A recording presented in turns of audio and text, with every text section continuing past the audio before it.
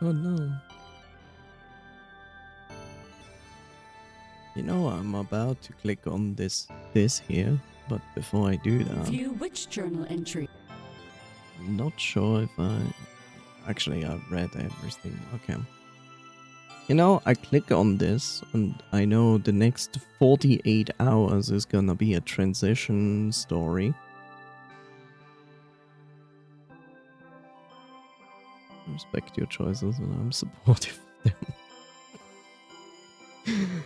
Thanks, Dad.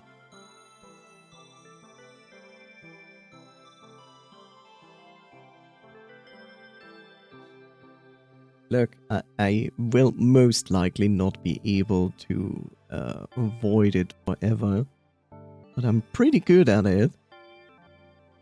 But yeah, I certainly will give it another try, and hopefully it will be far less frustrating than last time.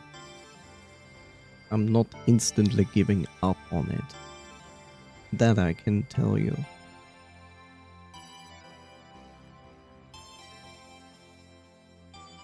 So yeah.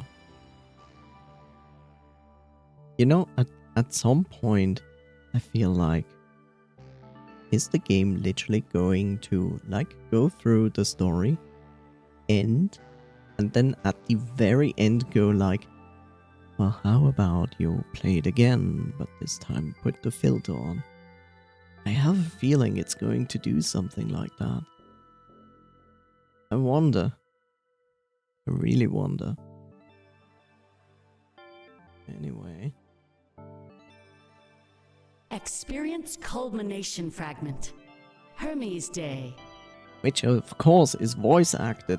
Every single text, right?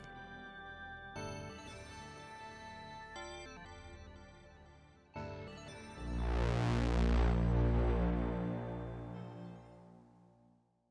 beginning of the end.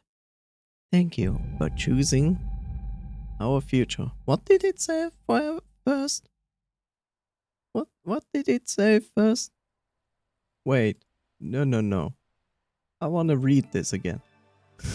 Experience culmination. I want to read this again.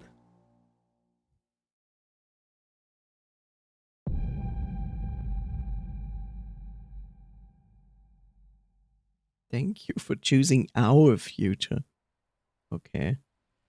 Interesting.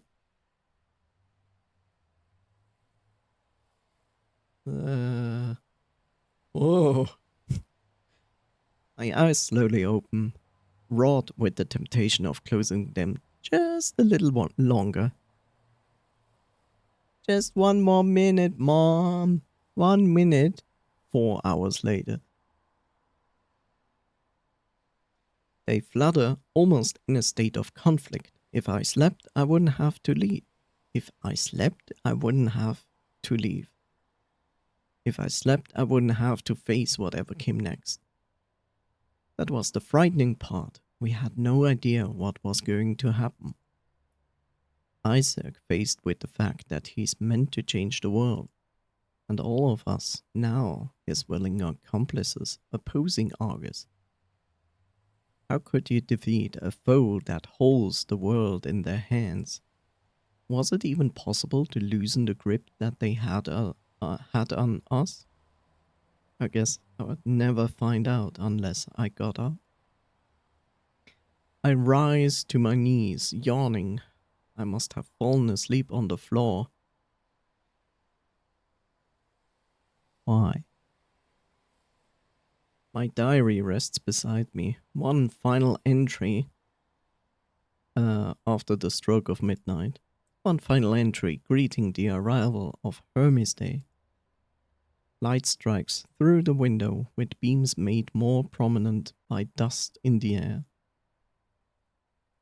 Isaac must have requested that nobody clean this room for our privacy. Yay! Handprints still mark the window, almost as if it were a longing gesture. Appreciating the beauty of the sight before us, yet also fighting to change it. This conflict was present in all our in all of our minds, only fought by our immeasurable resolve. Is this how people felt on the morning of an important day? Well, not any important day, perhaps the most important day of their lives. The temptation to remain in this moment of solace,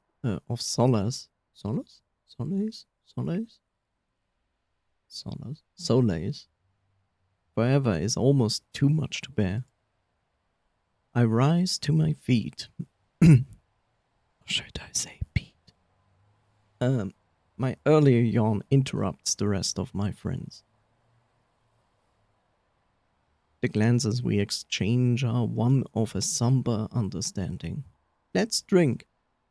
A quiet reminder that we all should shoulder the same weight. Our role may not be as important as Isaac's, but it's clear that he can't do this without us. A flattering thought that my very presence can instill him with the might he needs. If we pulled this off, everything would be better for the entire world. It's almost like the option to fail was taken away from us. In the face of what was on the line, we didn't have any choice but to win. I'm reminded of that conversation Isaac and Dante had under the stars. Back before we knew he worked for Cypher. Back before we knew he worked for Cypher. Back before I knew he was Hermes. I gulp, simply realizing that I have no choice but to push forward.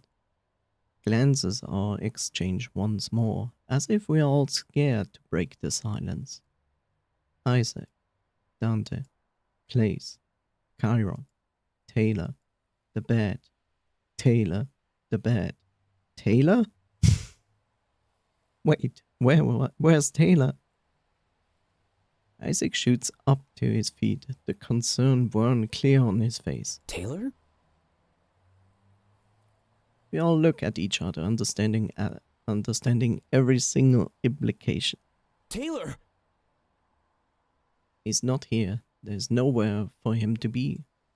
The room was small and the bathroom door was wide open. Okay, I was like, maybe he's in the bathroom? He left. Where is he? What happened? I didn't mean to fall asleep. I was supposed to stay up and keep watch.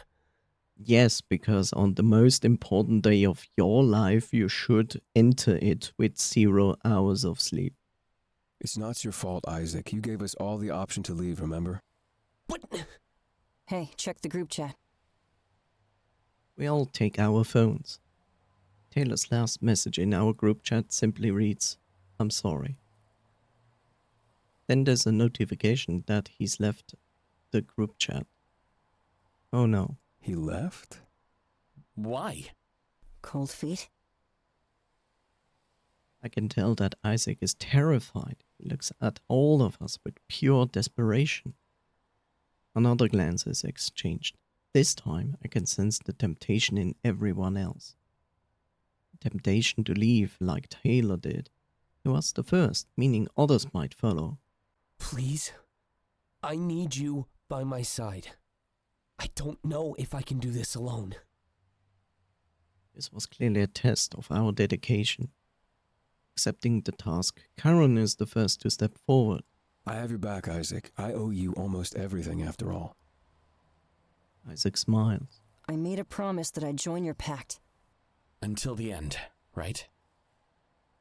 Place nods as they both step forward.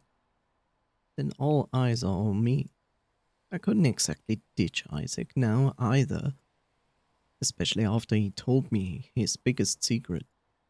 Step forward, my stance is clear, without saying a single word. Good. Isaac tilts his head toward the hotel room door. Then let's get to the lobby and see if we can find Taylor. It might not be too late to change his mind. We all nod and leave the room. It dawns on me that this is probably the last time I'll see this room. But I like this room. This room has bonded with me. It has become friendship. Might last for another 10 years, who knows? The farther I get from the window, the harder it is to see the handprints upon it. Before we exit the room, it's almost like our mark on it has disappeared. Part of me wonders if we will ever be able to go back to Isaac's house. And the rest of me wonders if Tyler is safe, or perhaps already in the hands of Argus. The end. Thank you for being here. It was a great game.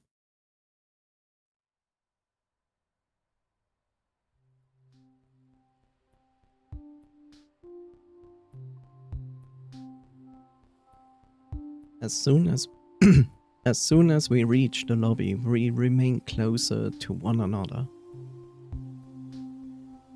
There was no point in separating now, just in case Argus got Taylor. I only say it like that because all of the other words were too scary to use. Do you see him? We all look around, but there's so many people here. Isn't the leader of Argus gonna appear in only a few hours? I guess they're waiting until the last possible moment, like always. I don't. All of a sudden, blending into a crowd seemed to hurt us more than help us. We had no idea where Taylor was now that he ran off on his own. Said he was sorry, so it does imply that he left voluntarily. But almost anything could have happened to him after that. Isaac couldn't guarantee our safety if we didn't stick by his side. Taylor leaving in spite of that sure said a lot about his inner thoughts. Wait, isn't that one of his friends? Aaron tilts his head toward a small gathering of people. I recognize them. Those people were at the little room party we had. Yeah, you're right. Hold on. I'll go talk to them. Isaac starts walking away, but then turns back around. Keep your eyes on me, okay? Now's not the time to slip up. We all nod and keep watch as he heads toward Tyler's stream of friends. Streamer friends? Strange. Part of me can't blame him if he chose that group instead of us. They probably engaged in a lot of less treason after all. We all love this effect. Hooray. Oh no, it's a human. Huh? My eyes are drawn away from Isaac despite his clear request. I can see that Argus agent standing in the crowd. People pass by, obscuring them for a split second at a time. I keep expecting them to disappear, but they don't. Damn. The one time I can't ask my friends to stop and look. They need to keep their eyes on Isaac. Is this some sort of test? The agent gives me that evil-looking smirk again, and I gulp. They are cradling something in their arm, holding it close to their chest. Wait. Oh, I'd recognize that sight anywhere. It's my file. Everything my counselor wrote about me. Why would they have that? Why would they want that? There's nothing of value in there. In fact, it's mostly lies. I never told my counselor what me and my friends were actually up to. Sorry to keep you waiting. What happened? Apparently, they saw him a few hours ago. He said something about doing what he had to do. That doesn't sound good. Does it even change anything? That's our friend, Chiron. Yeah, but we still have a job to do. He's right. Which one of us? Chiron. Dante scoffs. I hate this. The clock is ticking. We need to go, Taylor or not. Are you sure? Sure that we have no other option? Yeah. This isn't how I wanted it to play out, though. Do you want to try calling him? Maybe when we're on the road. Come on. We can't afford to waste any time. Isaac starts to walk away, and we all follow his tracks. Taylor ditched us, saying he was doing what he had to do. The fact that he went right to his other friends is pretty telling. I guess he just wanted to back out before he got in too deep. If this went wrong, it would completely destroy his career and public image. We can't really blame him for valuing the comfort of his regular life. As we head to Isaac's car, I contemplate the life I'm about to leave behind. Honestly, whether we win or lose, things would never be the same. We just need to play this smart and safe.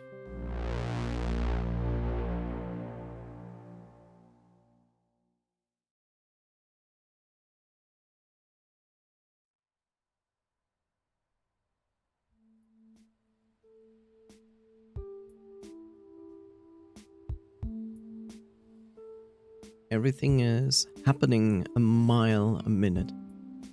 I can tell we're all panicking except for Isaac. He knows the plan. But for some reason he has yet to share it with all of us. Perhaps he thinks that August could be listening in? I guess it makes sense not to say too much out loud. Wouldn't want to get docked for distracting driving anyway. Look out the window and I'm reminded of the day I arrived. Oh, how different things were, how different they could have gone. It's almost like I'm leaving another life behind. The second one in just a few short weeks. This life was better than the one I left behind though. You can only hope that the same applies to whatever happens next. If it went well enough, we could even be lauded as heroes. Gotta say, I like the sound of that. Wow. Huh? The feeling of dread in the air. It's so thick I could cut it with a knife. I could open up a window. The attempted at a joke is admirable in the face of such danger. But it's also likely a product of denial as we get closer to our objective. Either way, it was enough to lighten the air and deliver some optimism. So, you want to tell us your plan? Yeah, you were supposed to tell us by now. I changed my mind. Sorry. Huh? I have no idea who's listening in on us. We shouldn't risk anything, especially so close to the end. So we're just supposed to follow you into certain danger. Basically. Down to groans. Besides, it's nothing you haven't seen before. What is that supposed to mean? It means I trust him, so you should too. Well, it's gotten me this far. I'm curious how that statement got Dante to back down. It's nothing we haven't seen before. What does that mean? Oh. I'm reminded of how Isaac has been messing with the tech ever since I arrived. Silencing the system in his home and unlocking doors at will. There was even cameras in the house offering a trick live feed to his workshop. He has been using his house as a testing ground for all of this? Suddenly it all makes perfect sense. Bend the rules without breaking them, he always said. That and buildings operate on the same standards enforced by Argus. It stands to reason that hacks in his home would apply to any other building. Was Isaac planning to assault Argus digitally? Messing with the security and opening doors we didn't have access to? It would certainly aid him in his plan to create memories that compromise Argus. but it basically breaks the number one rule in our entire society. At least the rule we were taught that was the most important. In hindsight, a lot of rules exist only to solidify and maintain Argus's reign. What we are doing might be for the greater good, but it's still dangerous. Tools like these, placed in the wrong hands, could cause irreparable damage. I can only hope that Isaac never lets them see the light of the day. Stuff that can endanger us and others should be destroyed after today. You know, I think I want to go to the beach. Huh? You know, after all this is over, I've never really been to one before. Or learned how to swim, for that matter. I could teach you pretty easily. There's a pool in the rec center near my library. Funny how you call it your library. Hey, I made my mark. I'm actually thinking about giving back to them one day. They basically made you who you are. I'd like to think my talent has something to do with it, but yeah. It's looking pretty run down lately. Could definitely use some aid. Kinda poetic when you think about it. Maybe they'd let Chiron stay there in exchange. Right. Yeah, I guess I do need a house. Oh no, don't turn Dante's ex-home into his home now. Don't you play guitar? I've been known to try. You could always come on tour with me. I'll just tell them I want to do more tracks with guitar. Wait, really? What? No fair! I want to go on tour too! Do what?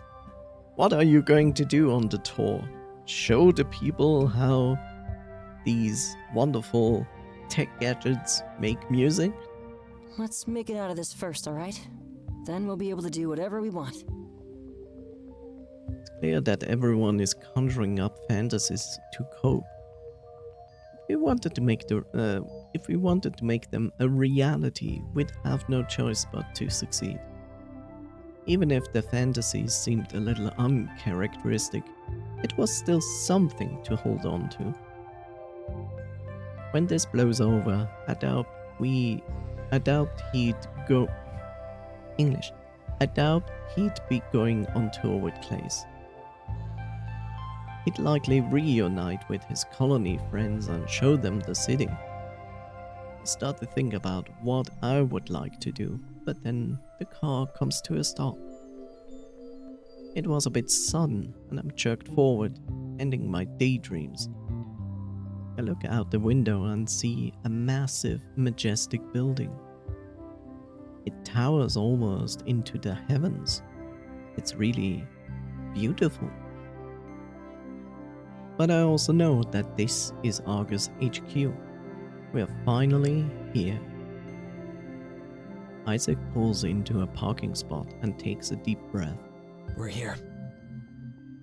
He looks at each one of us with hesitance on his face. Are you all ready? As ready as I'll ever be. Same. That building looks so cool. Give Isaac a nod and he takes out his phone. He's lost in it for a few moments, clearly doing some preparation. Whatever he has planned, his phone definitely seemed essential. All right. It's time to finish this. With a little smirk, we all get out of the car. Just follow my lead, okay? I have everything planned. Down to a science. Without another word, he starts to lead us into the building. It seems completely dead and silent. Almost nobody is around. By now, almost the entire world would have their eyes on the town square. When we enter the building, I'm immediately taken aback.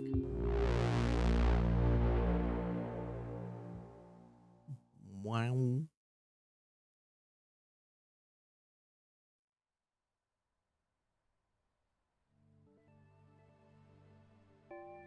Damn, son. What the heck is this design? What design is this? Gee. It's the most beautiful place I've ever seen in my life. It almost resembles Isaac's store, but on a much grander scale. Whoever built this place probably had no limits on their budget. We stick close to Isaac, who's tapping away at his phone. I'm not sure what he's doing, but it's clearly important. Isaac, are you sure we should be here? Dante tilts his head up toward a bunch of cameras watching the atrium. If anyone was looking, they would know that Isaac didn't come along. A group coming to an interview? Definitely suspicious. Yeah, of course. The cameras are on us. That's pretty incriminating. Trust me, you're fine. He tilts his phone toward us so we can all take a look. See? I'm here all by myself. Wait, what? Second interview, remember? I'm feeding them a recording of the first one. If they're watching, they have no idea you're here. Well, they definitely know you brought us in. Karen looks over at the reception desk. Someone is behind it and typing away at a computer. Actually, that was the only person in the entire atrium. Makes sense, everyone was probably in the town square. That, or in their office glued to their phone or TV. Nobody wanted to miss what would happen. And that worked out in our benefit. Great thinking, Isaac. Hold on. I'll take care of them. Use less ominous wording, maybe? I'll make sure they don't get in our way. That was a minimal improvement. Better than nothing, though, eh? He smirks and starts to walk toward the desk. I want to watch him, but I'm distracted for a couple moments. This atrium is so amazing. The sun roof really sells it, though. Those beams of light piercing through the trees. It's clear that this design choice was intentional. But did it have a deeper meaning of any sort? To me, it almost screams Argus, home of Komorebi. Definitely adds to the conspiracy theory that they were the cause of the visions. It couldn't be true though. Right now, even the nostalgia tech is just concept. They could have never engineered Komorebi a century ago. Of course, Komorebi defies all logical explanation. The future is impacting the way almost everybody lives in the present. Normally, cause and effect would dictate that it's the other way around. But things don't seem to work like that in this world. It's possible that the true cause of Komorebi hasn't even happened yet. As confusing that is, it definitely makes sense. There is it again. That strange double. See the word that? It looks like there's a word behind that. Except you cannot really make it out. It's really strange. I remember what we talked about in the hotel room. As you get older, your Komorebi is destined to become a vision of the past. Well, not the past, but an alternate one. Interesting to think about. Part of me wonders if the nostalgia technology has anything to do with it. Technology dedicated to cracking open the past and allowing interactions. There's no way that could go wrong, right? I decide to watch Isaac instead of lose myself in a thought. He's engaged in what appears to be a friendly conversation with the receptionist. I have no idea what they are talking about, but everything seems to be going fine. It's a little easier to breathe now. It's a little easier to breathe too, knowing that those cameras aren't torturing me, aren't capturing me. A little ironic in the face of somewhere. Can I English? A little ironic in the face of some of my theories, but comfort, still comfort. I see the receptionist stand up from their desk and go into a room behind them. Isaac then turns and waves at us before pressing a button on his phone. The door immediately shuts and we hear a locking noise echo through the atrium. He walks back to us and we hear the receptionist bang on the door, trying to get out. Like I said, I could technically make it work on any door. Isaac, are you stupid? Let them out. After we're done. We can't risk anything, Dante. Follow me. We need to keep this moving. They're safe in there, right? Yeah, it's just a break room. Dante is overreacting. Hardly. It was against their will. They have food, and they can still watch the town square. Every TV in this building is going to be streaming it soon. Isaac shrugs. What did you expect me to do once we were in here? Ask them to march me down to the server room? Dante shrugs back, admitting defeat. So that's where we're going, I guess. That's the goal. But first, I need to get back to that computer. Isaac runs back over to the reception desk, and we follow him. Climbs over the counter and jumps to the other side. Taking a cord out of his pocket, he plugs in his phone into the PC. Isaac, what are you doing? Need to plant a few seeds. Gotta say, I'm pretty lost here. But you're safe, right? I think so? You'd think right.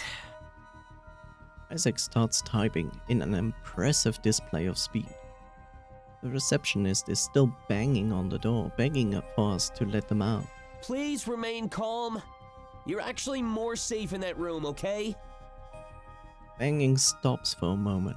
Nobody is getting hurt today, alright? That door is set to a timer. It'll unlock in 30 minutes. Just relax and watch the broadcast of the town square. Banging stops altogether. Okay, but what seeds are you planting? I need to give us all admin access. The server room is deep underground and super classified. Dante sighs and holds out his phone. Fine, but make it quick. Oh, I don't need your phone. Huh? Why not? You've given it to me plenty of times. He presses the enter key on the keyboard and then unplugs his phone. Jumping back over the desk, he smiles at us, like he's accomplished an impossible task. A moment later, all of our phones go off. I take mine out and look at it. What was that? We should all be able to take the elevator down now. But we still need to take care of the other employees. What did Isaac say to Dante? You've given it to me plenty of times? Whatever he did, apparently he set it up a while ago. But my phone went off as well. Wait. When I visited you at work. Yep. Pretty good excuse, huh? Had to leave my lunch at home on purpose, though. You prepared all of our phones for this? Saves me time from doing it now. Especially since we're gonna be on the clock. 30 minutes, right? For the receptionist, yeah. But there's more to come. Presses a button on his phone and suddenly the atrium is dark. Isaac must have killed the power. The sun roof only slightly illuminates my surroundings. But a moment later, everything turns back on. What was that? Isaac, It's immediately cut off as an alarm starts blaring. My heart basically stops. Did we trigger some sort of security? Oh, this is it, isn't it? This is where we get caught and locked up. An announcement comes over the loudspeakers. It's telling everyone that the building is compromised and they should seek out a safe room. It repeats this over and over as I start to see people run around. Suddenly the atrium is bursting with activity. I probably should have mentioned that this was part of my plan. Oh, you think? He laughs like it was funny. His confidence is infectious, I'll give him that much. Here, follow me. It's time to blend in for a little bit. I mean, it makes sense. It's the easiest way to deal with employers in such a big building. It's also the most common cliché trick in the book. We follow Isaac deeper into the heart of Argus. Everyone around us was panicking, mentioning how Cypher is attacking. But I suppose we look unassuming since we blend in with minimal effort. Clace is acting like he's scared, or at least I think he's acting. Either way, it helps us to match the others, as Dante attempts to comfort him. I regret getting him involved in all of this. Some hiatus. Huh? The voice on the speakers is telling everyone to get to a designated safe room. I can see where everyone is running. A room on the left sticks out like a sore thumb. It's clearly their destination as they pile inside one by one. Their destination, but not ours.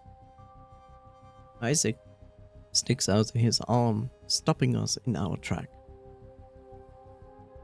The few remaining people behind us rush forward and enter the room. Isaac looks back in the direction we came from. No one else is coming. That must have been all of them. For some reason I expect more people to be in this building. Hold on. Just a few more seconds. He lowers his arm and we all look at each other. Like he said, a few seconds later, the voice on the speakers stops. The door to the safe room shuts and locks, trapping them all inside. Perfect. Points them to the elevator at the end of the hall. That'll take us to the server room. Wait, how'd you do that? You didn't even touch your phone. Oh, that wasn't me. I rewrote that code, though, and used it on the receptionist. These doors should open in 30 minutes as well. He starts walking toward the elevator and we follow him. Notice how the alarm stopped, too? I repurposed that to mod our system back at home. Presses a button on the elevator. This is stuff that keeps the employees safe in case of an intruder. It guides them to a safe room and locks them in until it's safe. And that was all the employees? Not even close. All the hallways shared the same design. Everyone just ran to the nearest haven they could find.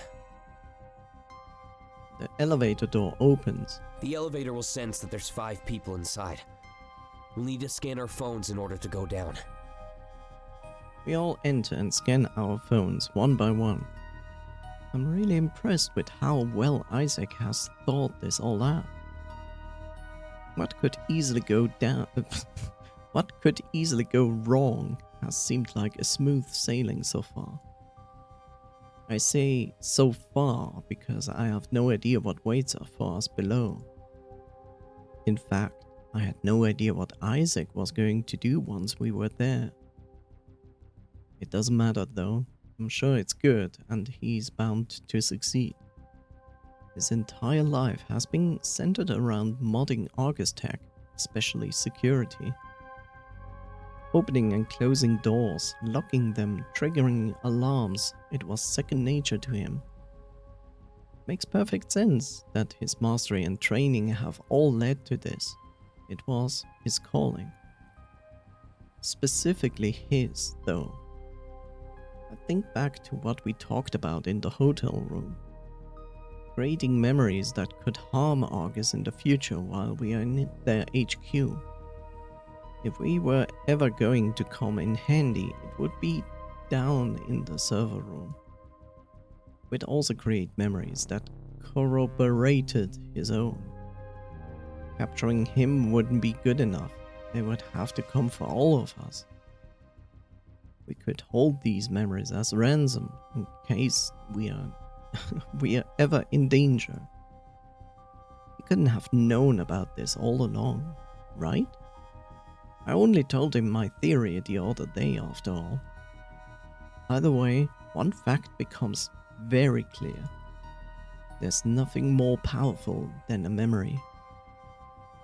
As an elevator begins its descent, I wonder what memories we are about to create. 84 years later.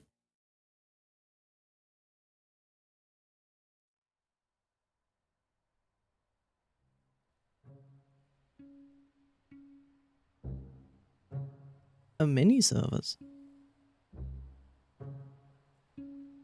You would think that looks futuristic, but in all honesty, that's exactly how supercomputer rooms look like.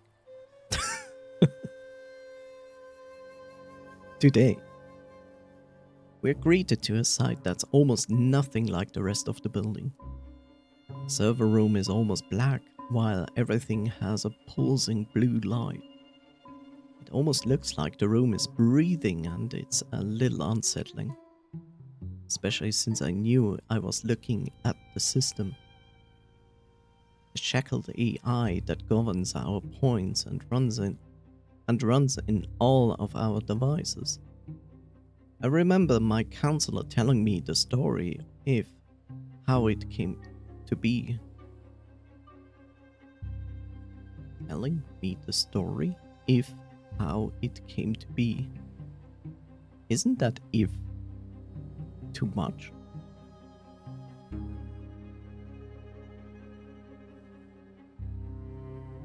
Isaac immediately runs over to one of the available computer terminals. They must be hooked up directly to the servers and the AI. Alright, just hang tight. This should only take a few minutes. What should only take a few minutes? It's almost like Isaac doesn't even hear him. He immediately takes out a cord and connects his phone to the computer. Alright, then. Dante scans the room, looking around with piqued curiosity. At least the lobby didn't look like this. Definitely feels like they were going for ominous. They totally pulled it off. Claes looks scared. He's looked that way all day, in fact. So this is the system? Part of it, yeah. They have an HQ in every major city. They're all linked, though. Spreading them out just saves space. Our phones all have the same clearance level, right? Yeah. Isaac talks like he's super preoccupied, almost not even paying attention. I'm gonna go use that other computer then. Sure. Isaac uses another cord to hook up a disk drive to the computer. I look over at Dante and it looks like he has no idea what he's doing. Difference in skill between the two of them really highlights Isaac's prowess. 25 minutes left, by the way. Don't worry. We'll have plenty of time left to spare. There's really nothing I can do, so I just stand there and watch Isaac. Claes paces around the room, clearly anxious. Chiron just taps his foot on the floor. We were in the heart of August. Isaac had access to everything on that computer. Whatever he was looking at, it was flashing really fast. His eyes are wide open, completely glued to the screen. It was almost like blinking even once would be too much. The flashing was clearly windows being opened and closed in rapid succession. There's no way he could read or even comprehend what was on the screen. Yet the pace of his typing implies he does, and it's a sight to behold. Isaac, what are you doing exactly? One sec. He keeps typing and I start to feel bad for asking. Whatever he was doing seemed to require the highest levels of concentration. But a moment later the screen stops flashing and he sighs in relief. Sorry, I needed to focus. But that's phase 1 out of the way. He looks at me and smirks. It's totally uncharacteristic. It's a totally uncharacteristic smirk. It looks kind of evil? Or perhaps sly is the right word. Like he got away with something. Dante returns from the computer he was using. He looks irate. Are you gonna tell us what's going on? Starting to get some weird vibes, Isaac. Gotta say, I am too. He unplugs the disk drive and holds it up, waving it at us. It's a gesture that gives it our immediate attention. Every single classified file in their database, including digitized records of stuff as far back as the 1940s. He places it down on the table. A loud thud echoes through the room. If they had something to do with Komorebi, it'll be in here. Whether they caused it or used it for their own gain. Goes back to typing away. Isaac, are you serious? You're really gonna take them down, huh? Are you sure about this? Absolutely. But it wasn't really part of my plan. I just couldn't resist the temptation. I kept seeing one word in particular, though. Back in the 1940s, and even today with the nostalgia tech. Panopticon?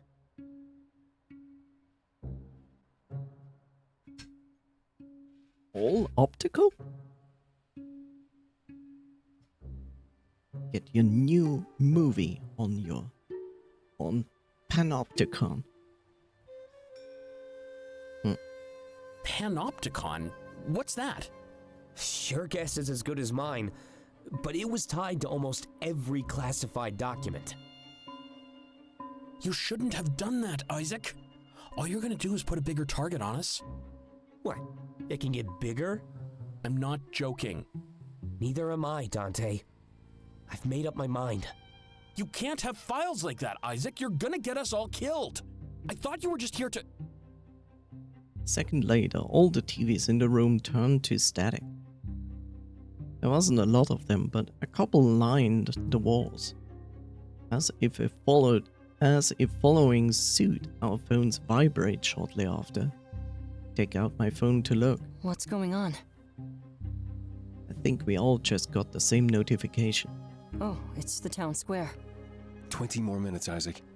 Watch the report then. I shouldn't be much longer. You don't want to see it? I'll hear it. He keeps typing like his life depends on it. And due to holding such a sensitive drive, maybe it does.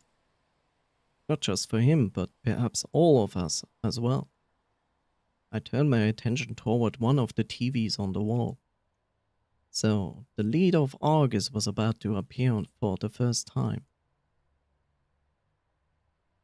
And not only that, but we are on the clock. Time is running out. Just who were they? What were they going to say? Is it gonna be Taylor?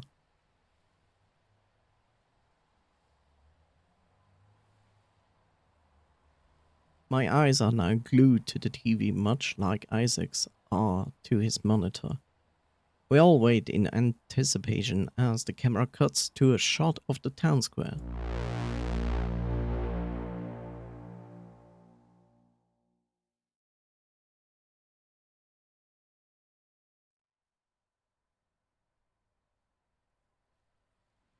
Oh, I know, it's the triumvirate. The crowd is buzzing with activity. It's almost too loud. I'm sure everybody is getting out the last minute theories on what's gonna happen. I have no idea what to expect, but I also don't think it matters. Standing here in the server room with Hermes, I knew that things would go our way. And because of that, I'm certain that all of those zeros would be getting phones. Just like Karung, they would no longer have the right. They no longer have the right of city life taken away from them. I can see a limo being escorted by several larger vehicles. That must be the leader of Argus and their security detail. The noise of the crowd almost immediately dies out. We all can hear right now is the sound of helicopters, like additional security. Makes me wonder if they were expecting violence of any kind. Camera focuses on the vehicles as they all come to a stop. Out of the larger vehicles exit a copious amount of armed guards. No one takes this as a sign of aggression, simply a statement of caution. Tension were high, and this was the first time the leader would appear in public after all. They open the door to the limo, and someone exits. The entire world must be watching this right now, and I can almost feel it. The collective aura of anticipation is almost as exciting as it is terrifying. They step up to the podium and lean toward a mic. Cameras start flashing at a furious pace as the leader scans the crowd. This exact moment would be forever etched into the history books. Greetings, citizens of Toronto, and to everybody watching around the world. Thank you.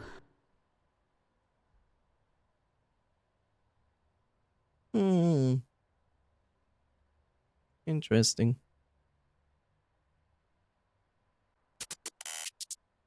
I have come here to address the tragic events that transpired last week. Our deepest condolences go out to everybody affected by these deaths.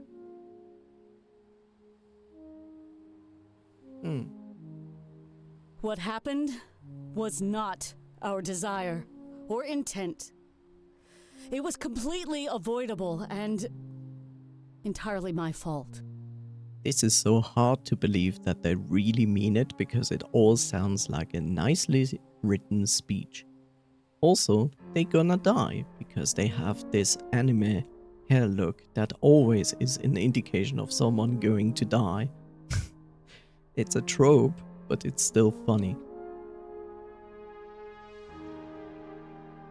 So they are going to take responsibility. Loyalty through fear is not how any authority should be held. When I inherited this company, I intended to earn your respect. We should work together in pursuit of the greater good. This is the goal that I both strove for and failed to achieve. She gulps as if she's choosing her next words very carefully. I stand here, bearing the weight of your derision, but it is a weight that I carry alone. And so does Bob. 1 second.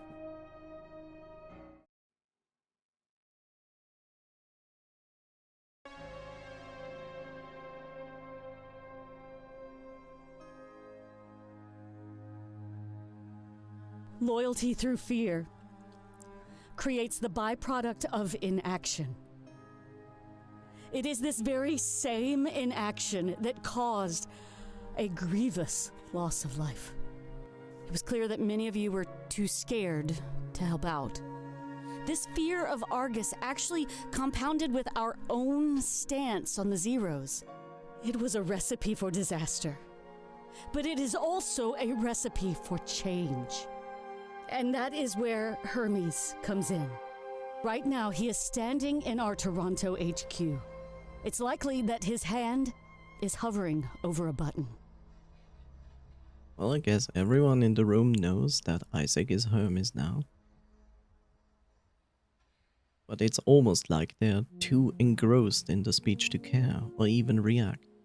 This button will introduce chaos into the order that Argus maintains. However, since this order caused the loss of innocent life, I simply yield.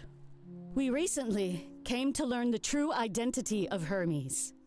His tests on the system have caused the glitches that plagued us these last few weeks. In addition to that, he has also stolen a large amount of Argus drones. I believe his plan is to use these drones to cause a distraction right here. In this momentary confusion, phones will be handed to the Zeros. Phones that, using his tests, will be loaded with new, legitimate identities. This means that the crowd before me is largely made up of agents of Cypher. I have not come here to stop you, no. In fact, I have come here to welcome you. I believe that me and Hermes share the same goal. However, my parents and grandparents certainly differed in their views. Unfortunately for me, their values course through the inner workings of Argus. As progeny of the founders, I am made to suffer, much like the Zeros, for choices outside of my control, and even worse, against my will. Due to this, I now have the loss of 2 innocent lives on my conscience. This has made me realize that Hermes might be correct. Perhaps it's time to take a step back and let others step forward. To give the world to those who will change it every single day, as he said. Because of this, I must circle back to something I said earlier. Hermes is about to introduce chaos into order. So if I could speak directly to him, I'd just say, be certain you're prepared to face the consequences. Not just you, but to the entire world. This is a risky move. She's trying to put the pressure on Isaac, make him realize the true scope of his actions. Knowing that, will you still press the button? After that, the most awkward silence I've never heard overtakes the town square. I don't know what any of us expected, but it definitely wasn't that. A full surrender, taking all the responsibility. It's admirable, even if it happens to become some elaborate PR stunt. I mean, what else could she have said once the camera started rolling? All of those eyes on you, with the expectation to act a certain way. Now she knows how everybody feels under Argus's rule. As if following her direction, we all look at Isaac. Would he press the button?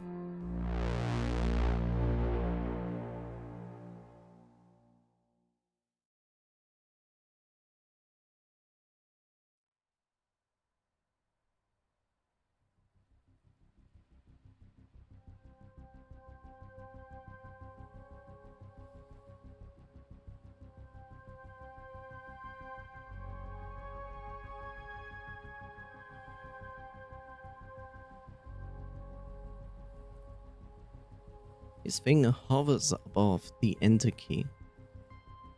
He's clearly deciding whether or not he sets his plan into motion. Can't even begin to imagine how much pressure is on his shoulders right now. The leader of Argus was right. He's about to introduce chaos into order.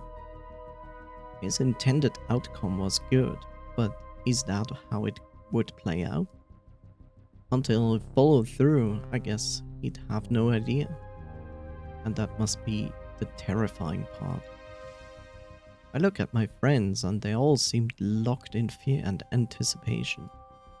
Especially with Clays, who looks particularly shocked. Isaac lets out a deep sigh and closes his eyes. He's muttering something to himself as if it were a mantra. Culmination of his life's work is right within his reach. It's admirable. Then he opens his eyes and looks over at all of us. The hint of worry and doubt he wore on his face is soon replaced with a smirk. whatever he had said to himself, it clearly provided him with resolve. Well, so much for those watchful eyes. Presses the button, and a second later, all the lights shut off. Even the pulsing lights on the servers turn off, as it's as if they're dead. I'm immediately concerned for Taylor's well-being, but remember, he's not here. Isaac? Yeah? What are you doing? I make sure to stand still so I don't accidentally bump into anything. I removed the shackles on the system's AI. You what? You gave the AI more power? That doesn't sound like a good idea to me. Wait, I know exactly what he's doing. Last time there was an unshackled AI. It's actually a perfect idea, Chiron. It'll be overwhelmed with data and terminate itself. So you're gonna kill the system? Not before bringing it back. With a couple homemade mods, of course. Yeah, too bad the TVs are off. I wanted to see what you did with the drones. Just a few more seconds. 3, 2, 1. As if on cue, all the lights turn back on, including the TVs. Much to our surprise, however, nothing has happened in the town square. Everyone on screen exchanges confused glances. I didn't do anything with the drones. It was just a ploy. Even the town square was a distraction, just like I said. Isaac, what did you do? Hold on. It should happen in a few more seconds. This is it, everyone. The moment of truth. Silence. Silence. Even more silence. But then, all of our phones go off in unison. Yes!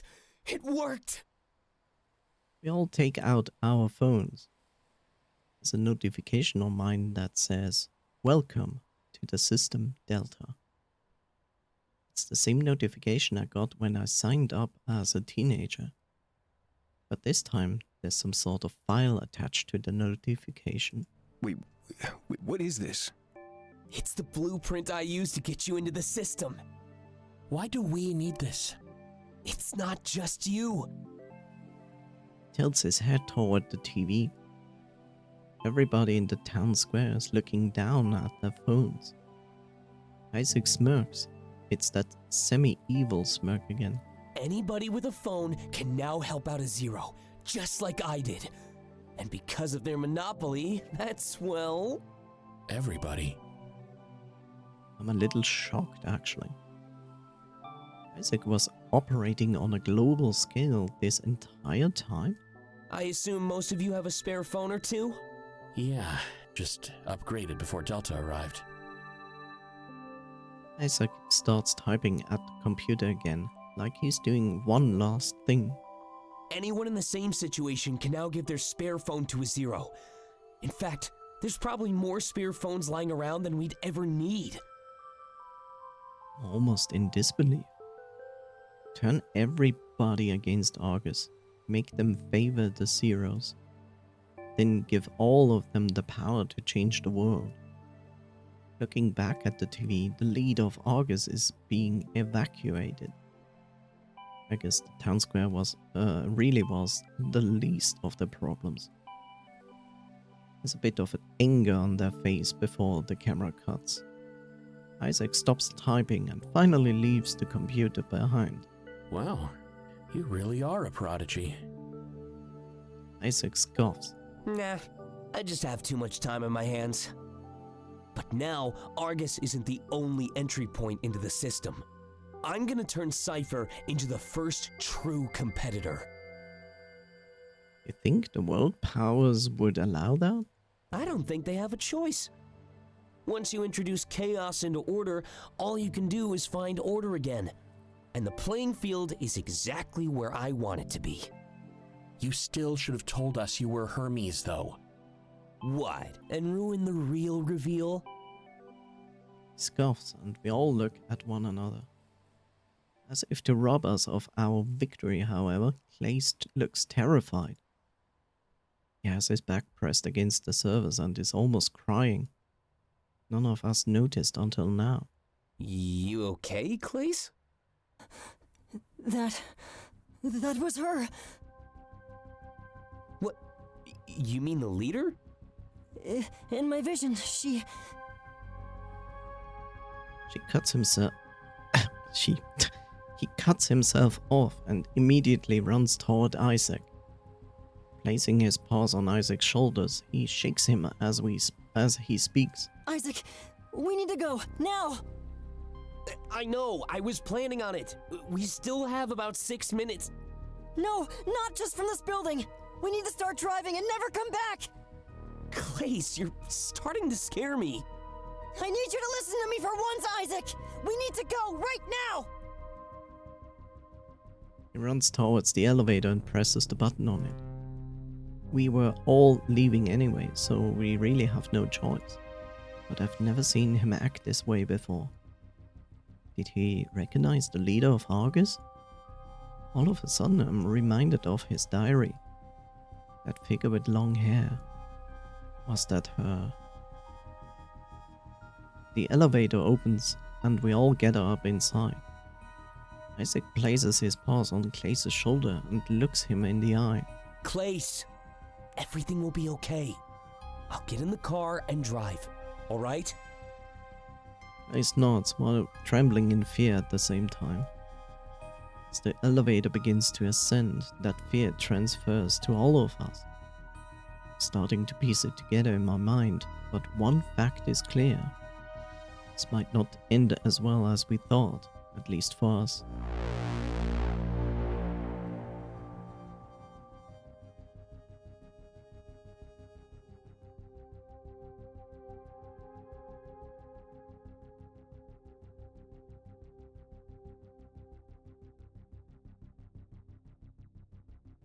When the elevator door opens, it feels like we're entering a new world. Well, we basically are. What Isaac did changed almost everything. The world will be helping Zeros en masse, not just Toronto. I remember them theorizing about this in the group chat. Government would have to step in and regulate the system. Argus didn't own it anymore, like they had for decades and decades. It belonged to the world now. New companies, new competitors, new innovations. I think the next few decades would bring dramatic technological advancement. We live to see it, that is. Clace still looks terrified as we exit the elevator. I can only assume that this vision involved some sort of tragedy. Not only that, but the tragedy involved the leader of Argus. The elevator door closes behind us. Clace, Yeah? wanna tell me what's going on? It's just, that's the first time I've ever seen her. It's the first time anyone has seen her, Clace. No, that's not what I meant. Shouts echoes through the hallway. Never seen him quite so bothered before. Hey, Isaac? What? Tension in the air is thick. This isn't the right floor, is it? We all look around and realize that he's right. Our concern for Clace must have overtaken anything else. Isaac immediately turns around and starts mashing the elevator button. It appears we are several floors higher than we needed to be. What happened? Karen looks down at his phone. 4 minutes, Isaac. I'm trying! If time runs out, the lobby will be full of security guards. The leader gave away our location and... I said I'm trying! Smashing the button, but nothing is happening. The elevator might be coming, but it must be far away. What about the stairs? Not enough time. We're too high up. What else are we supposed to do? Just wait, it's coming! 3 more... Before he can finish, someone shouts, "Freeze!" from the end of the hallway. We turn around, greeted to the side of a security guard holding a revolver. Our hands immediately rise up, and we are all locked in fear. They take slow steps forward, aiming the gun directly at us. I guess we didn't lock all of the employees away, but even so, we were running out of time. If we survived this, there would be an army greeting us in the atrium. Breaking the tension in the room, Clay steps forward, pushing us aside. Didn't you watch the TV? It's over! God takes another step forward. Clay spreads out his arms like he's defending us. The others might see bravery, but I see someone almost embracing death. Put down the gun! Take out your phone! Another step forward. Are you just gonna kill us? Another. Why? Because it's your job? One more. That doesn't sound wrong to you? Killing innocent people to protect your boss? Well then go on! Do it! Kill more people in the name of Argus! Just like those two in the town square! See how well that works out for you! The guard looks down their sights, ready to shoot. For a second, it seems like time stands still. They could easily kill all of us. I see their finger reach for the trigger. A second later, a loud cracking noise fills the hallway. We all wince and look around frantically to assess what happened. Security guard falls to the ground, clearly knocked unconscious. Did you miss me? Taylor stands there, tapping a baseball bat against his shoulder. It's cracked. He definitely didn't hold back on the guard. We all run toward him and greet him with hugs and cheers. He just laughs, returning each hug as we head back to the elevator. Isaac, you're lucky there was actually a bat in your trunk. A few seconds later, and you'd have been dead meat. You know me. When have I ever lied to you? Oh, trust me, the list has expanded tenfold. So what do you say? Ready to get going, Hermes? As if on cue, the elevator door opens. We all rush in, and Isaac presses the button to take us to the lobby. Thanks, Taylor. I don't know how much longer I could have stalled them. You saw me, huh? Not at first, but yeah. I really thought they'd shoot me. I hate to say it, but we can't celebrate just yet. A beeping sound comes from Chiron's phone. He holds it up. Looks like time's up. Just as the door starts to close, something catches us off guard. A loud banging noise. It causes my ears to ring, making me panic. The panic is shared. We all look around frantically, and then I see it. The security guard wasn't fully unconscious. As the door closed, they took the opportunity to fire off one shot. Isaac immediately stumbles against the wall, clutching his shoulder. He looks down in disbelief as blood trickles through his fingers. Then he starts sliding down the wall, falling to the floor. Isaac! Here, help me get him up. Dante and Claes immediately reach down for Isaac. They help guide him to his feet, wrapping one of his arms around each of them. Seems a bit delirious, but he's not passed out, and it didn't seem like a fatal shot. We need to go.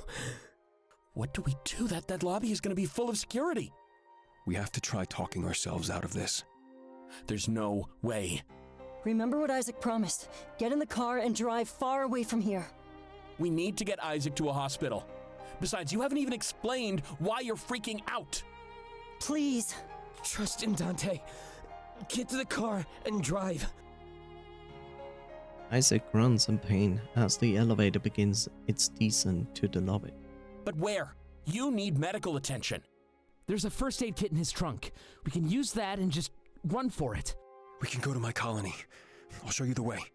We'll never be able to pass the walls. We can. Huh? My car. It's how I went. As Hermes. Isaac shrugs away Dante's arm, letting Clay solely prop him up. Grabbing Dante's paw, he guides it to the wound and applies pressure. Don't worry about me. Just get to safety. I think this is it, Isaac. There's no way we can fight our way out of that lobby. No, but we can talk our way out of it. Like I said, it's really the only option we have. How? Wait a minute. Dante reaches into Isaac's pocket and pulls out that drive. This is how. A bargaining chip. What's that? It's... Before Dante can start, the elevator comes up to a sudden stop. Comes to a sudden stop.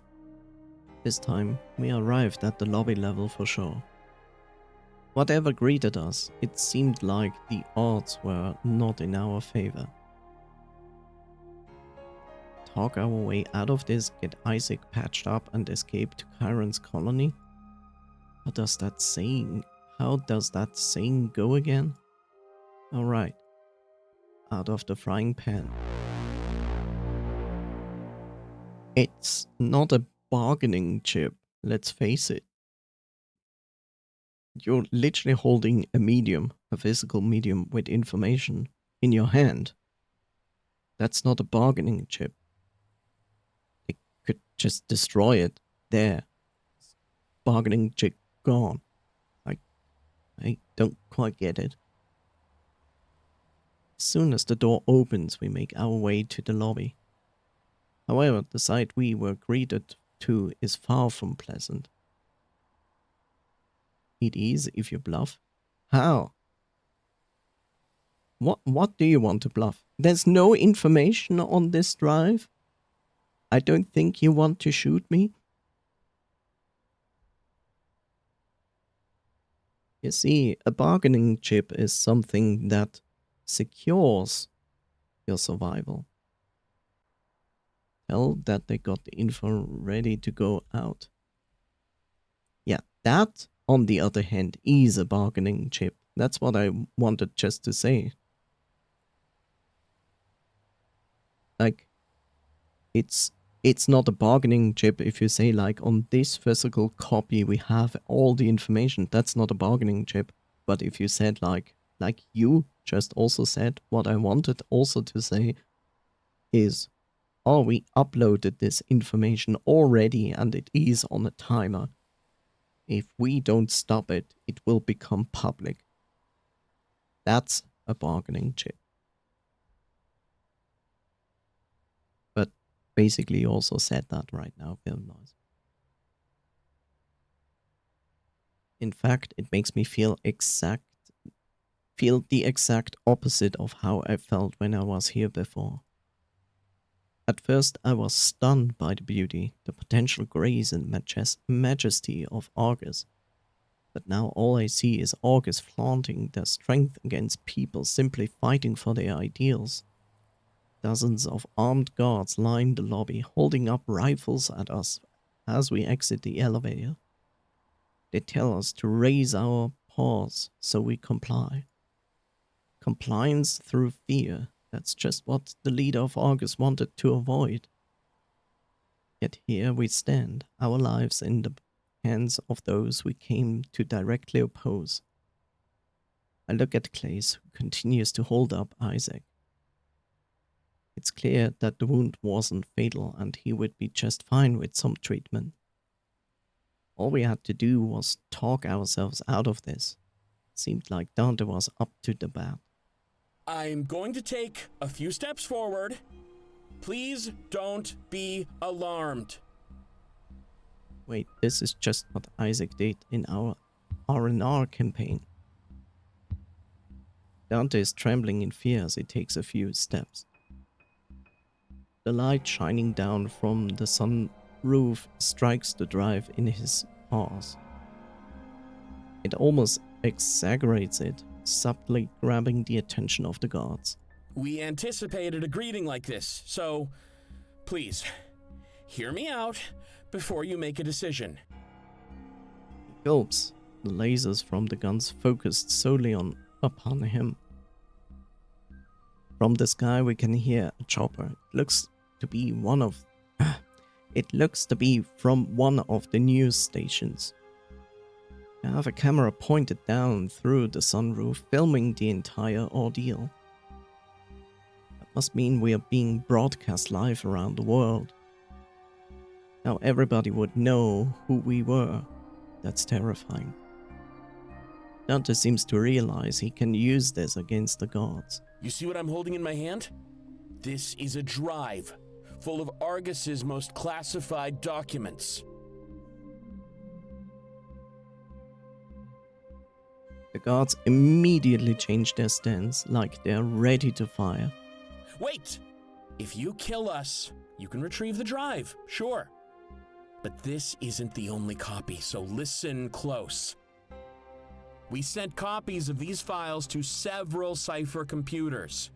If any of us die, our team has the approval to leak them. Clearly a bluff, but the guards lower their stance. So if you shoot, every secret you tried to cover up will come to light. And not only that, but you'll murder us in front of the entire world. Dante tilts his head up, reminding them of the helicopter's presence. A world that you already know has turned against Argus. How do you think they'll greet you when you go back outside? I look behind the guards and notice a large gathering in front of the building. The people must have rushed here after the leader fled the town square. And to make it even better, I can hear them cheering on Hermes. Put down your guns and let us leave. I've seen some of these files. It's not worth it. Dante takes another step forward. Whatever you think you're doing, whoever you think you're serving, it's not right. Didn't you hear what your leader said? You can't hold authority through fear. Another step forward. Although, your job is to enforce Argus's rule. Are you scared of losing points? Is that it? Insubordination. Always looking to pass the dirty work down a few levels. Well, if it's points you're after, go ahead and shoot. But just know that everybody is watching. It won't matter what your score is anymore. We can all hold each other accountable now. Argus isn't the only path forward. It never was. We've given power to the people. You can either be with us or against us. He holds out the drive. So I'll ask you again. Please, lower your weapons. Don't cling to the remnants of her power. Because Argus will be held accountable for everything they've done. And your actions will decide whether you go down with them or rise with us. His final words echo through the atrium. Wow, talk about a rousing speech. He did always have a way with words, though. I can sense the hesitation in the guards, the sheer apprehension. They're just waiting to see who acts first. The rest would probably follow suit. Dante. Don't worry, I got this. Turns his attention back toward the guards. Don't make me ask again. We can go outside and greet the new world as allies. The next few moments feel like an eternity. I can feel my heart beat faster and stronger than ever before. And I know that my friends all feel this exact same way. Unified in our fear that these may be our last moments alive. Like we always said, if we went down, we'd go down together. That's what really mattered, that we had each other's backs until the end.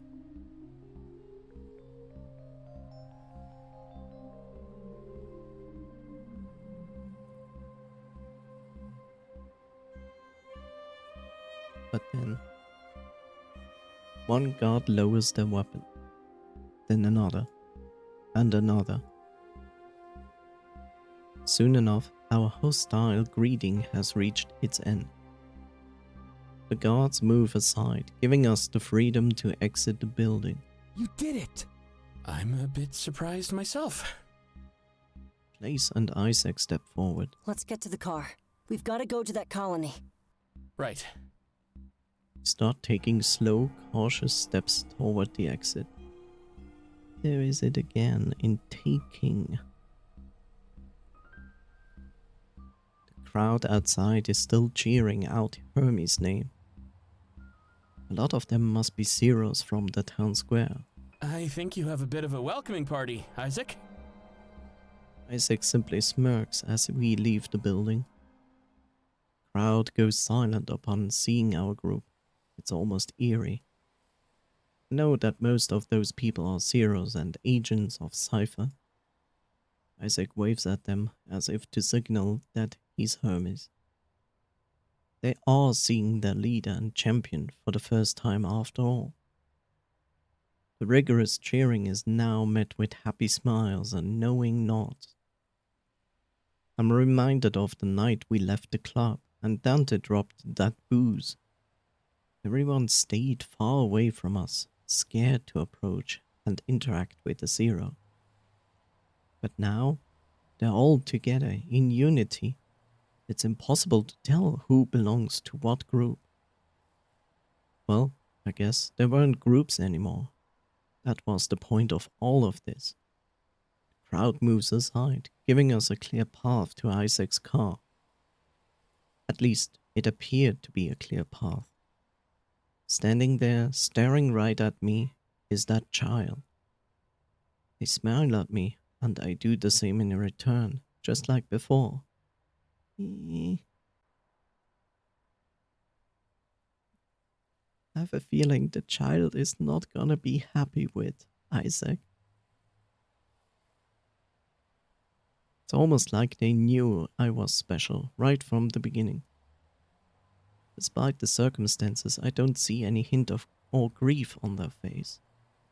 They stand surrounded by city folk and Zeros in the new world their parents fought for. A new world that, even though it might be hard to believe, was created by us. Our victory ensured that the deaths of their parents weren't in vain. And I can see from the look on their face that they understand this. And there it is again, like this. Strange. This is bothering me since the beginning of the game. Like, sometimes this appears, and all I can think of is like, is this the filter we can activate, and then we see something else behind the word? An understanding conveyed without words, just like our entire bond thus far. The child realizes they were staring and shakes their head with embarrassment. Then they run off to the side, fully opening the path to the car. We can't waste any more time, so we start to rush inside. Taylor opens the trunk and puts the bat back inside. I can see him retrieve a first aid kit and a bottle of booze. Dante gets the driver's seat and Chiron the passenger seat. A moment later, we are off. Myself, Taylor, and Clace are left to patch Isaac up in the back. I guess our destination was Chiron's colony, an escape from Toronto.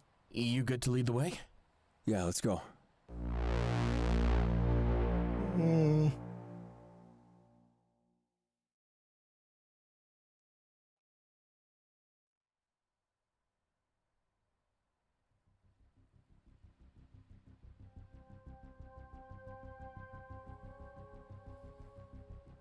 Boop.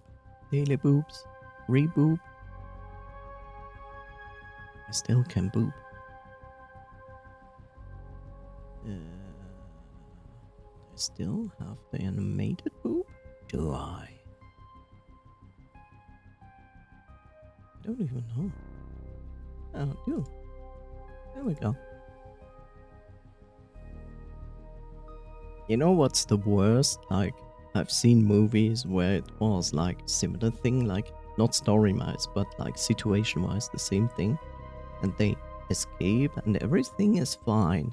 Like months or years, or like everything is fine. And then finally someone catches up and still kills them as revenge. As we drive down the highway, I recognize some of the sights. We passed these places when Isaac picked me up from the airport. That almost feels like a lifetime ago, though. How different things were. You doing good back there, Isaac? Yeah. Here, you gotta take off that shirt and jacket. We'll guide him out of the clothing and get a better look at the wound. The highway makes things a bit shaky, but I think we'll be fine. Do we take it out? No, too risky. We'll have to patch him up and leave it inside. Yeah. Don't take things out, be it an arrow, a bullet stuck inside you. Like, nope. If you do that, you risk infections and worse things. It sucks, but it's better. Risky how? We could do more damage and infect it. Best bet is to close it up and stop the bleeding. Yep. So we have to stitch him up in a moving vehicle. No, you don't. You can do that at the colony. You do, Taylor. Call it even for ditching us. Fine, fine. Would you like any anesthetic with that before I start, putting a needle through your skin? Smile.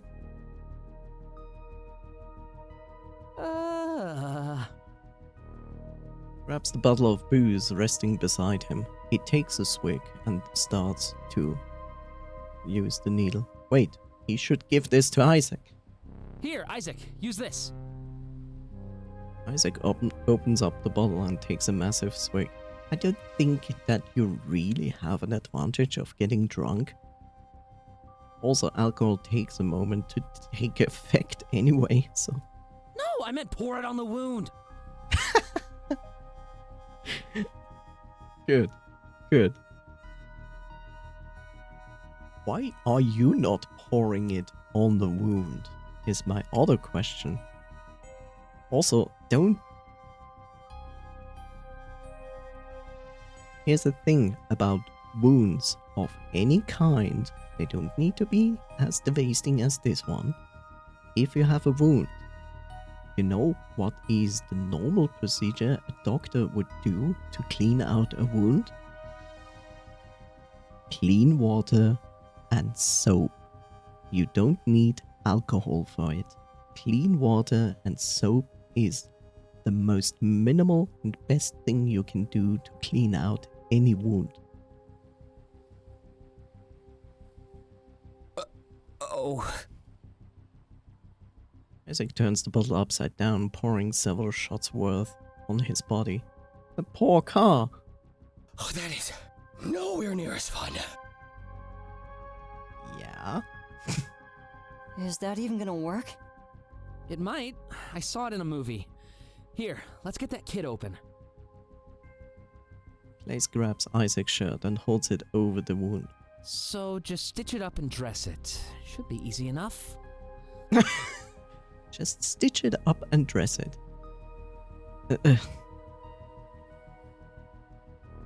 You are going to stitch skin.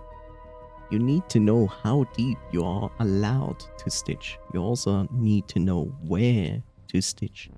Because if you stitch wrong or too deep, it will only become worse. You might want to look away. Isaac taps my arm and holds up his paw. I grab it and squeeze tight. This was definitely gonna hurt. Please, talk to me. Huh? Oh, good idea. Keep his mind occupied. You gotta tell us why we're doing this, man. Isaac told us to trust you, but why? Grip on my paw tightens as Taylor starts to stitch him up. I try not to look, but it wouldn't be a pretty sight after all.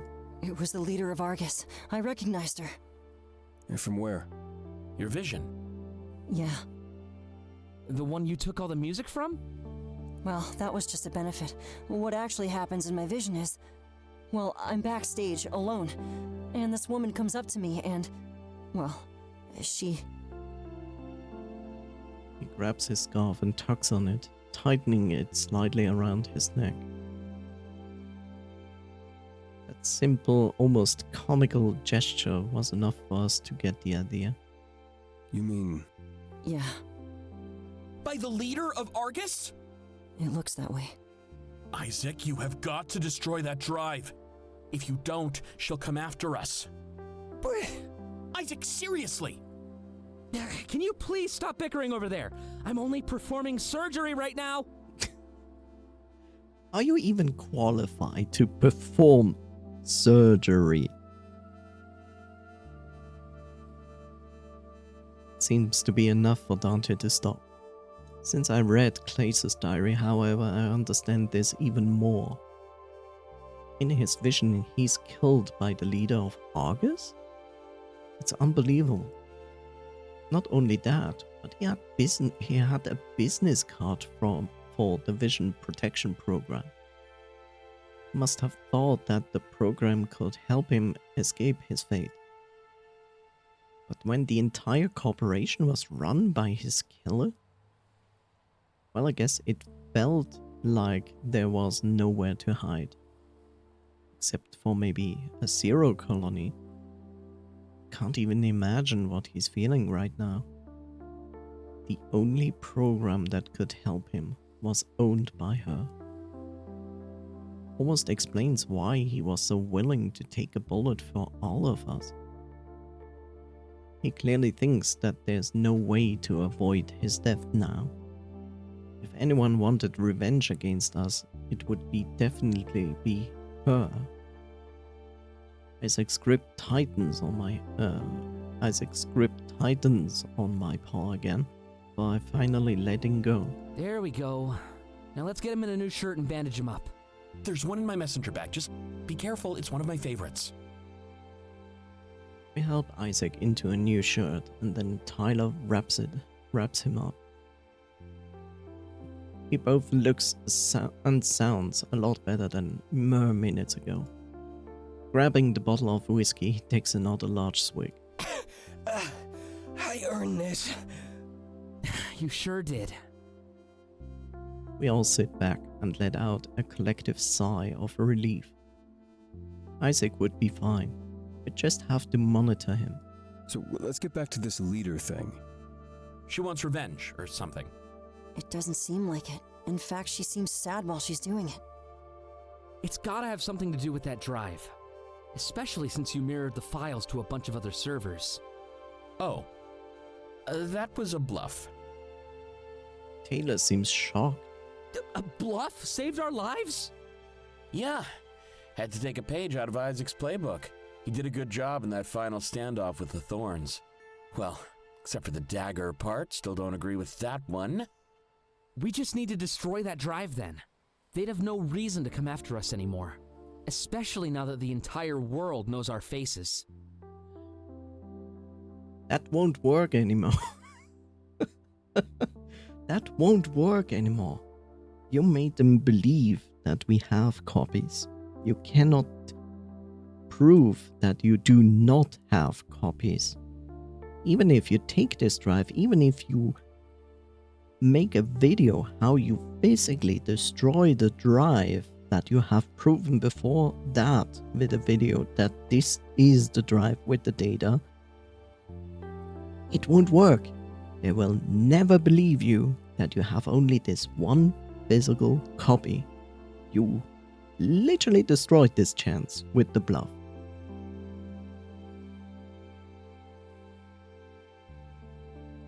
He seems proud as he says that, like the exposure could help his career. Free exposure, I heard that's a good money for commissions. No.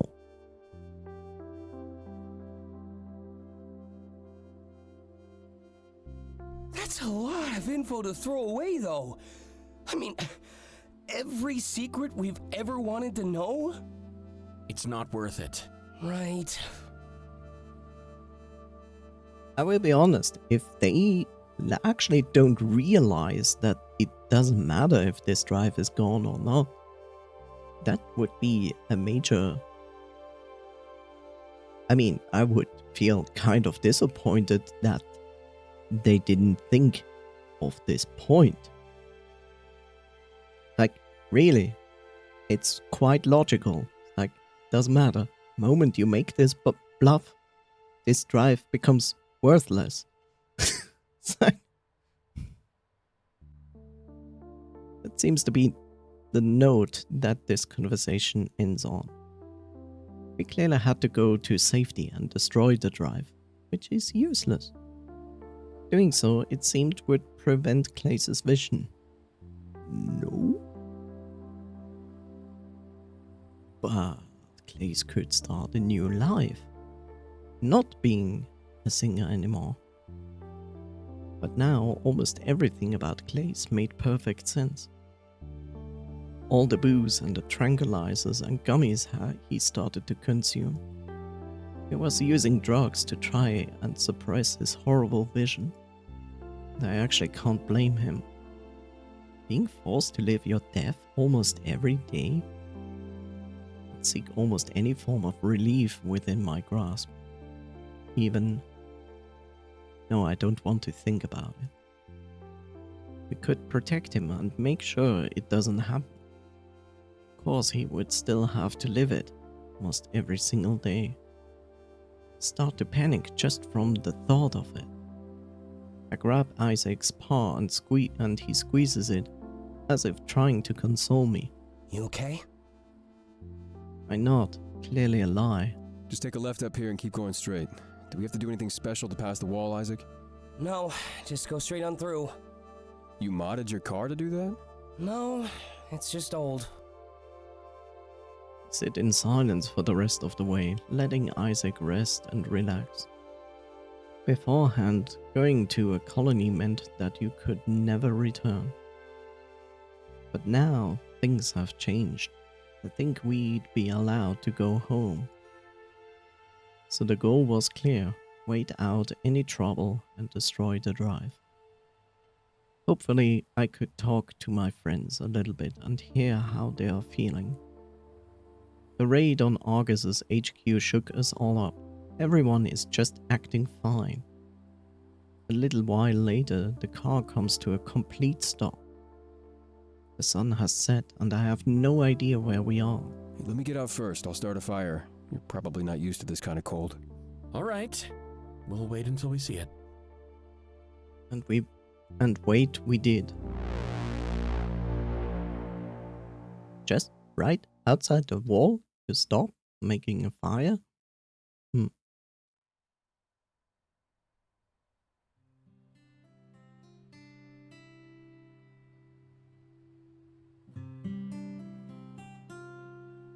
Question: what is this? Is this part of the colony? If yes, that's amazing.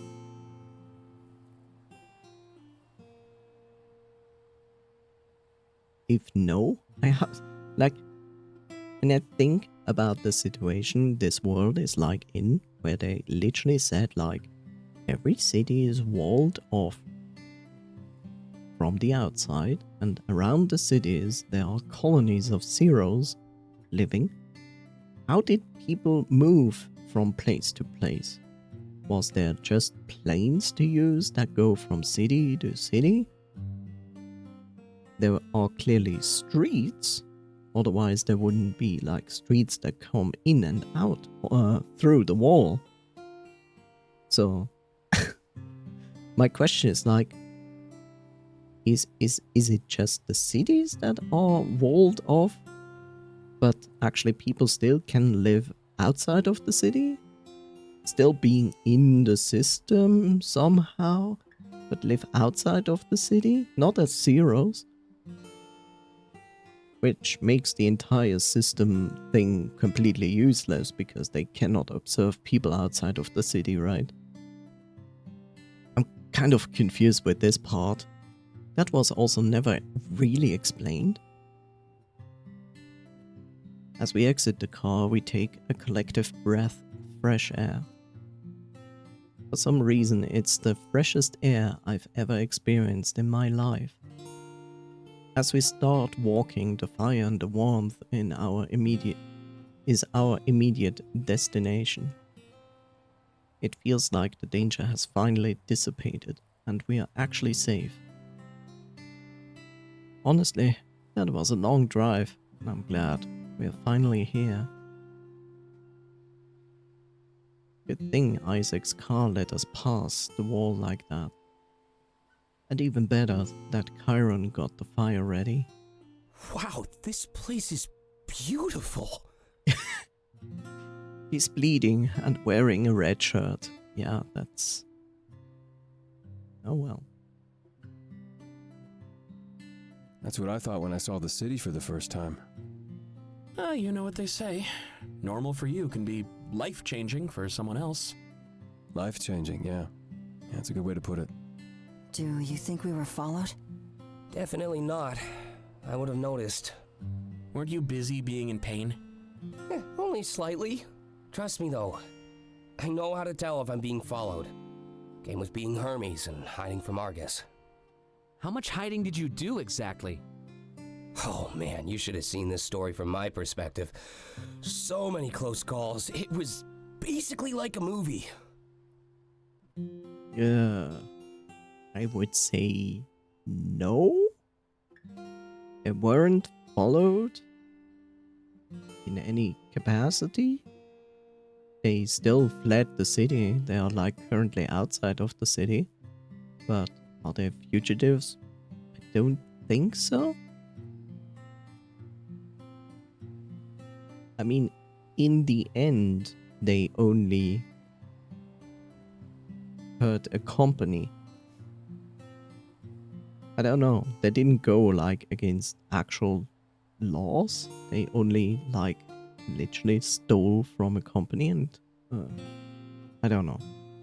We don't know yet. I'm so glad you waited until now to tell us that. Well, the company that rules everything rules, but it's not a government. It's still just a company in the end.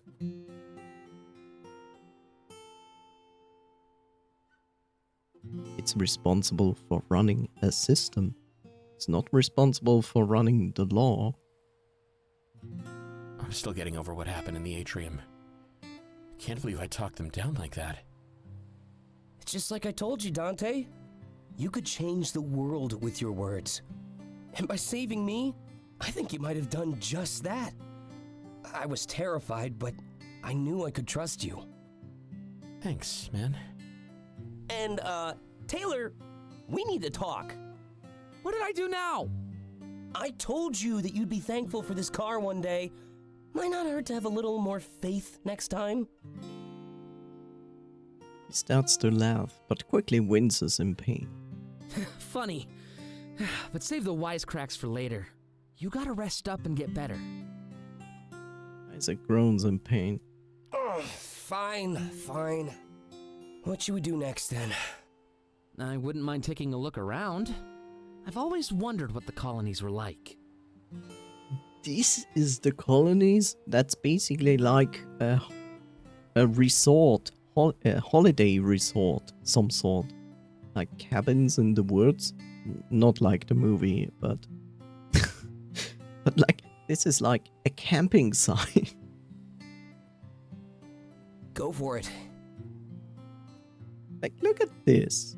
When they always talked about the colonies and they're like, oh, it's really harsh and blah, you would never expect that they live like in houses like this. Expected them to live like in tents at best. Maybe some makeshift houses made of stone and I don't know, you know, what basically like the lowest, poorest class of people in many third world countries live in.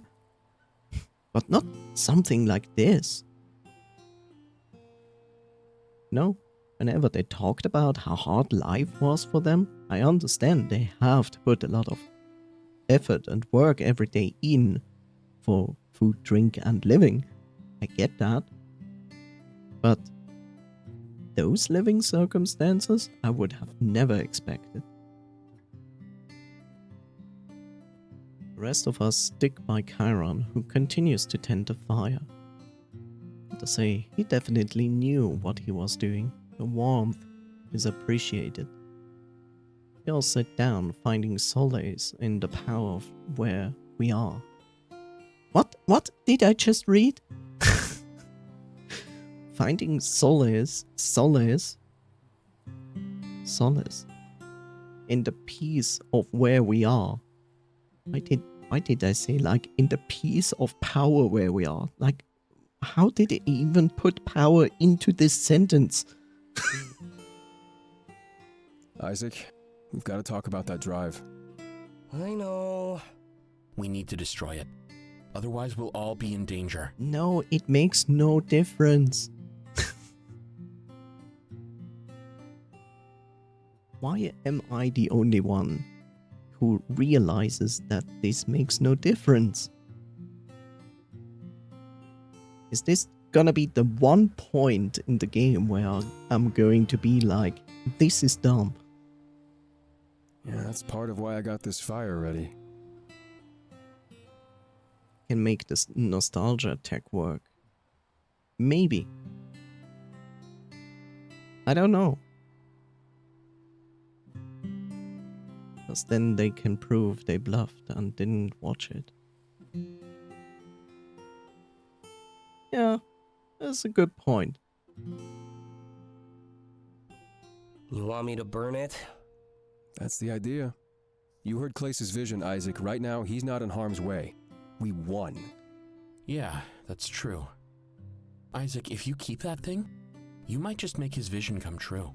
And not just him, but I think we'd all be in danger. We hurt Argus. We don't need to anger them more. Just let me think. You know, I'm pretty tempted to see what's on the drive. Seriously? Yeah, same. But the stakes are too high. I guess that's where we differ. I mean, you have a good point. It's basically what I ignore is the nostalgia tech. Like, here's the thing. The one problem I have with the nostalgia tech is we just think that the nostalgia tech is gonna work in the future. Like, right now, I'm not at the point where there is a fact thrown into my face of like, yes, nostalgia tech exists. We just assume it exists. We could be wrong.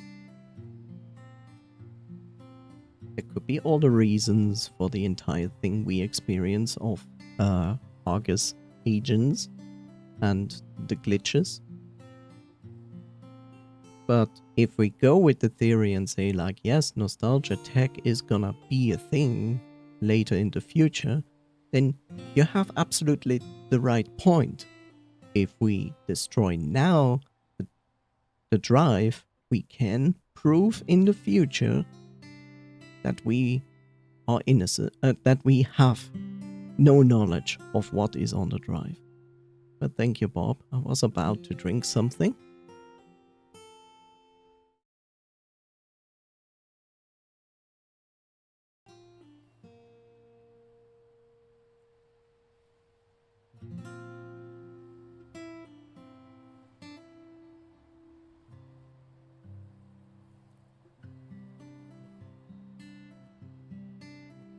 Huh? You know, I totally thought I'd die today. I had no guarantee that I could make my vision a reality. So, I accepted my death a long time ago. If I could leak these secrets, my life might be worth it. I'm on the fence too. Isn't it enough to destroy Argus's monopoly? Look at how bright the future is right now. Those secrets could just cause more chaos. You have no idea what you'd be unleashing. I guess. Like I said, just let me think. Are you okay with giving me some time? Sure. Not like we've got anywhere else to go. I'm gonna make like Taylor and take a look around.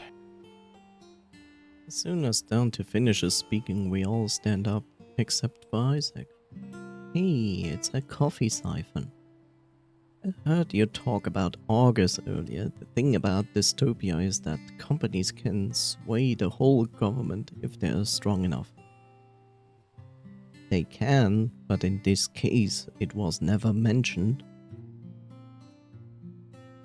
If you want to speak about dystopian futures, most companies are dystopian futures. Think about it. You go to a company, you work for them, you have to clock in, you are getting observed.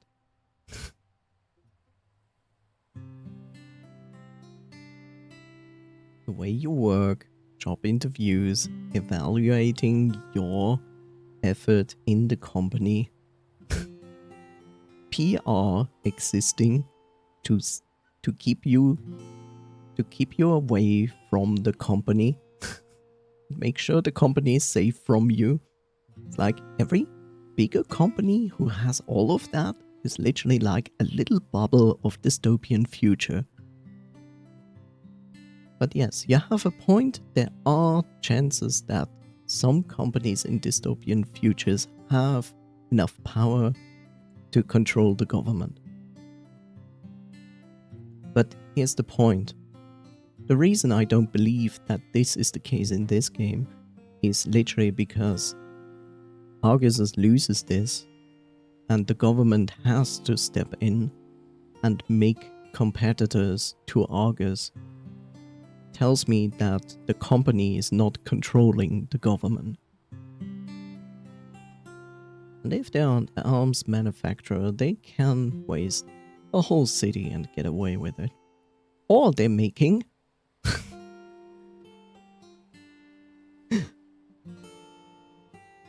what was that? Wasn't it Chicago? It's like, we make cars. And Chicago government is like, we just went bankrupt. GG.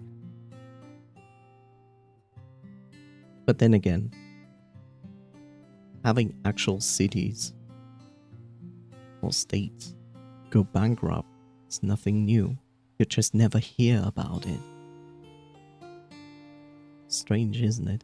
How are you doing, Coffee? Regardless. I guess we'd have some time to waste while Isaac made up his mind. But I know that he would make the right choice, so I'm not worried.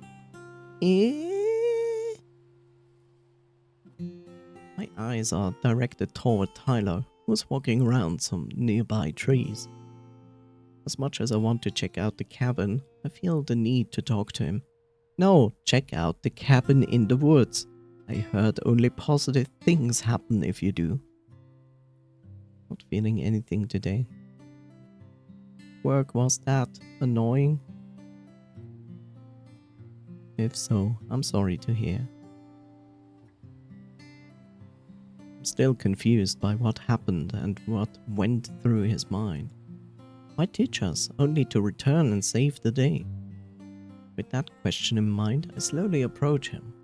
Hey there, Delta. I meant today was uneventful. Well, let's be honest. An uneventful day is not a bad day.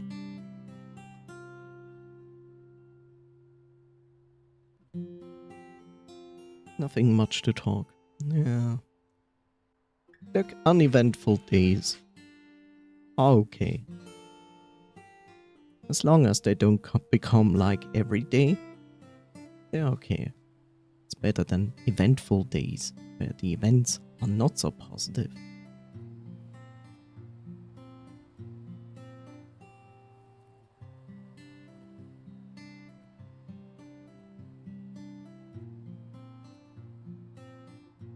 I still feel like dying. Despite that the temperature only rose like 1 degree. But I feel like I'm in an oven. Like a very cool oven, so to say. But not really. He smiles almost like he's completely unfazed. We almost died a couple of times, and he ditched us. Oh, did you come for an apology? That's fair, but I think I gave a pretty good one in the car. Tilts his head back to where Isaac is sitting. That's true. He did stitch up Isaac while we drove here. Also, don't forget how I saved you with the bat. Part of me was driven by guilt. To make it up to you, you know? I nod. I guess I'm just curious if you accept my apology. I was kind of selfish and stupid. But it felt right. I was torn between two worlds. Do I join Cypher and potentially die? Or do I sit back and continue my life as a streamer? In the moment, it felt like my choice was obvious. But guilt usually waits until after we do the stupid thing. Oh, really? That's really all I have to say, though. It was stupid. Stupid enough that I won't blame you if you hate me. But part of me wants to think I made it up to you.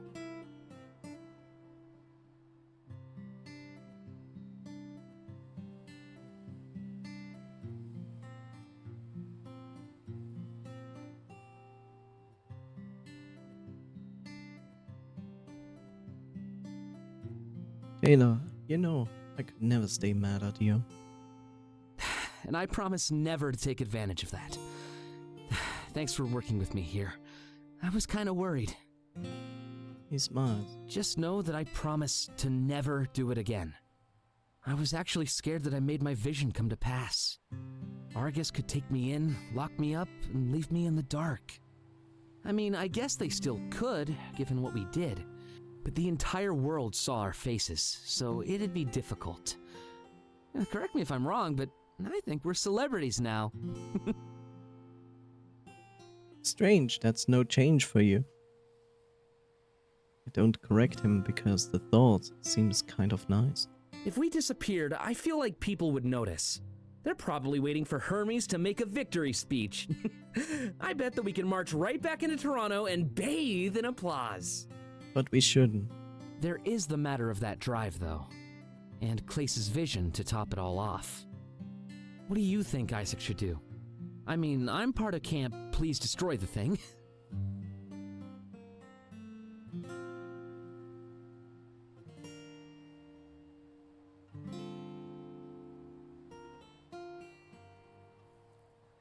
I will pick the first one, but only under the assumption that the nostalgia tech is actually real. Despite that I have no proof yet that it is that way. I think Isaac should destroy it to keep us all safe. Yeah, totally. I think his work is done. There's no need to go this far. It was about giving the Zeros freedom, not toppling corporations. I guess we just have to wait and see what he does. It's definitely a weight on my shoulders, though. Not really a fan of carrying other people's burdens. But for Isaac and all of you, I do almost anything. I don't know why, but I feel so drawn toward all of you. Maybe we really can stick to that pact we made. Taylor holds out his paw. Until the end? Until the end. I grab his paw and shake it. Hi, my name is Delta. He pulls me in close until we are almost face to face. Leaning in, he talks directly into my ear. You know, I used to think that fighting fate was futile. Until I fell for you, that is. You've really changed my life. There it is, the visual novel. He pulls back and looks directly into my eyes. I value our relationship, Delta. And I'd like to continue seeing each other. After all this stuff blows over, I can imagine no shortage of fun. All the billions of people coming into his stream now. And not, it was my choice to pursue things with him after all. Yeah, let's continue seeing each other. Perfect. He He places one paw on my face and leans in for a kiss. I press my lips against his and let some of my stress melt away. It feels like this was the moment we sealed the deal. We're together now. Me and Taylor. And everybody else pulls back from the kiss, blushing at me. I wish we could do that forever. You're something special, Delta. You really are. Can't wait to have you on my stream sometime. Something tells me that business will be booming. The world is definitely waiting to see our faces again. Cool beans. I will be there. I could use some users in my stream. Oh no. Breaking the fourth wall. How dare I? Oh, and Isaac too. I could have an exclusive interview with Hermes. We can even use my following to spread his message. This is not a religion. Stop it. Trying to flip this around and help out his career? How very Taylor of him. I agree. But I can't tell. But I can't tell he's fine if he's already excited about going back home. I think it would be better to chat with the others. They seem more shaken up. Go on. I won't be offended if you leave. Speaking of Isaac, though, I just saw him go into that cabin. If you talk to him, see if he'd be down to guest on my stream. Isn't that Taylor's job? It is. Either way, I nod and leave Taylor to his own devices. What? What devices? I definitely needed to have a chat with Isaac. How was he feeling right now? Taylor said he went into one of the cabins, so I follow suit. I wonder how it feels knowing you changed the world forever.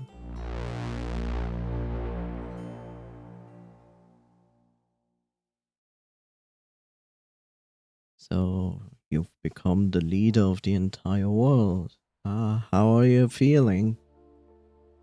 Look at this. Like, literally, look at this. You tell me this is a terrible life? If you have a home like this, despite if you have to plow fields and gardening and work for your food and drinks, like, isn't that like something you would say like, this is worth it? I mean, this is a really nice place to live.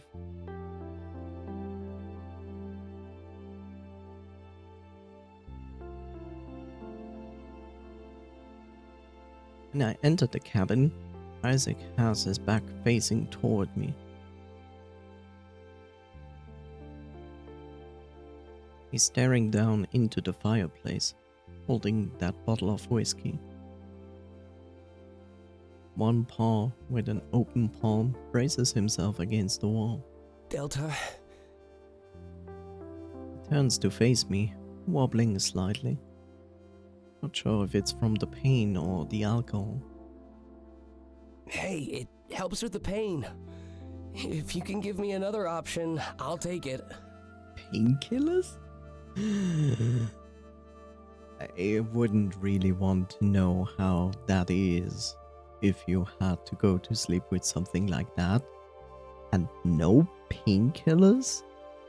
That would suck. And I can speak slightly of that because I had headaches and I actually had to sleep. But at least I could take a painkiller and it became better. Like slightly better enough to not notice. But I also know when you're not doing that and you have like a really annoying headache, trying to sleep, it's barely impossible. And this is pain-wise not comparable to a headache.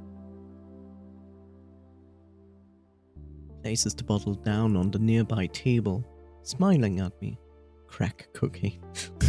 They don't have access to crack and cocaine right now. Also, never ever do ever once crack or cocaine. It's clear that he doesn't just mean physical pain, given everything that happened. Have him snort glue. That's not much better if you want ever to smell ever again with your nose.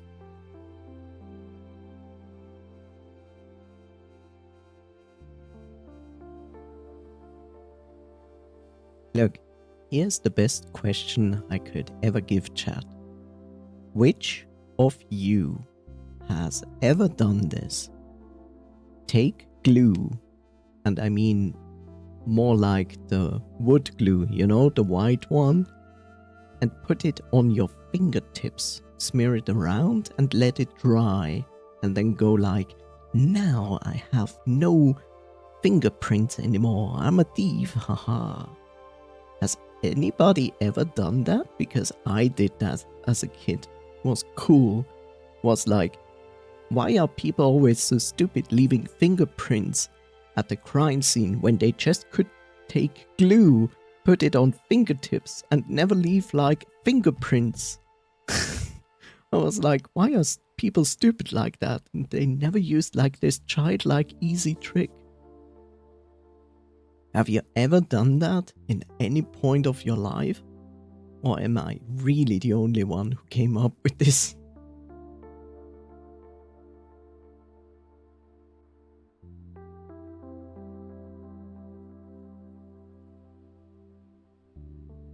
Being shot and held gunpoint by Argus was sure to leave an impact on anybody. Even Hermes. I guess we're just passing time until the morning, huh? Then we'll head back into the city and see what happened.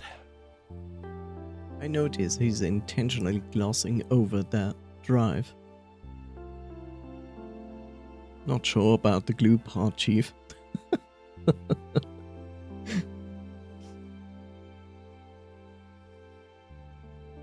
I'm certainly not the only person who did that. I was just curious if anyone here actually ever did that. It's fair though. Clearly has a lot going on in his mind.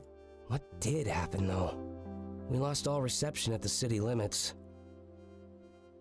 Points up to the sky. If you listen close, you can hear the helicopters. Far away, sure, but they're still up in the air. You know what that means? Shake my head. They're not looking for us. They had eyes on us since the moment we left that building. If they wanted to chase us, they'd know exactly where we are.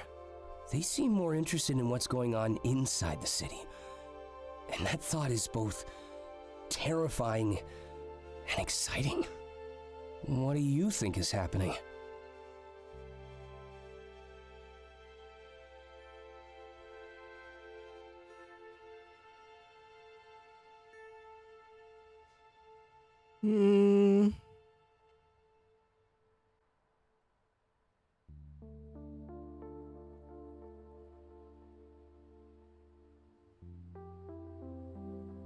I'm gonna go with this. Probably hooking up all the zeros with phones. A historic moment. Oh, you're right. I bet the world is watching it all go down. Can you imagine? Coming together to witness the creation of unity? I think I did something really special, Delta. It opened a lot of doors. Part of me can sympathize with the leader of Argus, though. Stuck between red tape and ideals from past generations. We're all tangled up in webs far greater than we realize. Of course, all that sympathy disappears when I think of Clace. I believe his vision. I wish I didn't, but I don't really have a choice. What we did, or what we do next, could determine our fate. I just hope it all ends well. When we get back home, we'll have a lot to catch up on. I hate not having reception. I feel so vulnerable. Makes sense to me. Well, nothing wrong with being vulnerable. Thanks for coming to see me, by the way. Anything you wanted to talk about? I mean, we just went through a lot. You holding up all right? Indeed. I will be right back in like 2 minutes. So, one moment.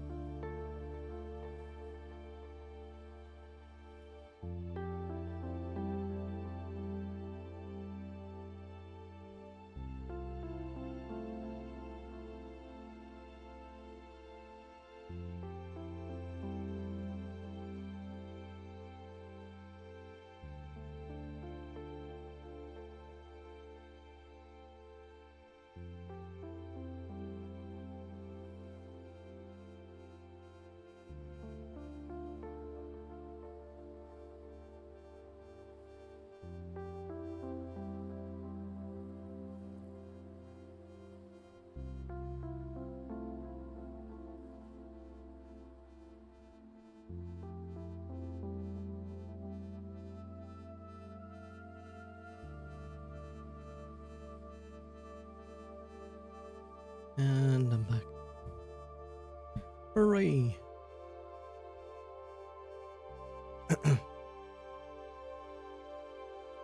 Hmm.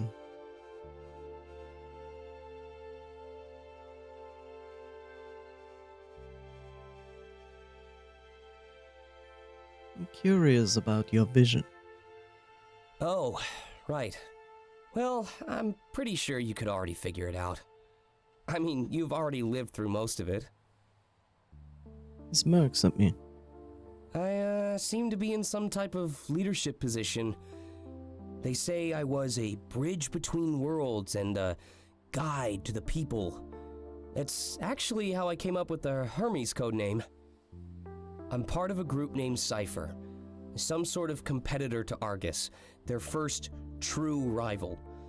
We forced innovation and change, created competition. That seemed to be enough to get the world out of its rut. I mean, say what you want, but things have been pretty stale. Argus made everybody scared of change. I never stopped believing that. But their reign was never going to be permanent anyways. It was only a matter of time until somebody had a vision like mine. Because of it, I was able to think outside the box and use my skills. You want to know something stupid? Argus always thought they were too big to fail, that nobody would take them down. The chaos would be too much. I think every company thinks that, but we will also see, well, maybe we will see, but at some point, even a Google company, an Apple company, a Microsoft company, is going to fall apart.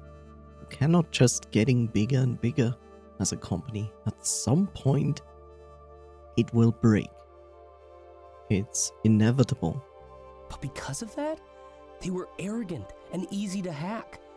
Too big to fail often goes hand in hand with being easy to topple. They just don't expect anybody to do something so reckless.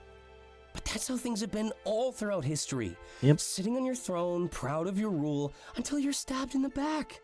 Because at that point, the change could only come from within. It's a lot to take in, Delta. It really is. Sometimes I wonder if I'm just destined to be alone. Even if I destroy the drive, I can't guarantee that you won't resent me. I dragged all of you into danger. I lied. I cheated the system. But I did it all in the name of your safety and a better future. The fact that I had to deceive you, it's almost too much to bear. My only consolation is the fact that we won. I hope that the days ahead are enough to pay you back. It doesn't feel like we're under their thumb anymore. We're free. I mean, just look around. We're on a colony, Delta. And we can go back to Toronto, too. We might be the first people in the world with that right. Just like Chiron was the first zero to bridge the gap. Real trendsetters. Feels pretty good, huh? He sighs. The first in all of history. But someone had to do it, right? Argus was running on borrowed time. Oh, sorry. I nod and decide to shift the topic back to Chiron. Did Chiron ever ask you about this? About his parents? No. Why? Did he want to? Yeah, he wanted to know why they defected, who they were. Fair enough. I'd be curious too. But he never asked me, which is a little odd.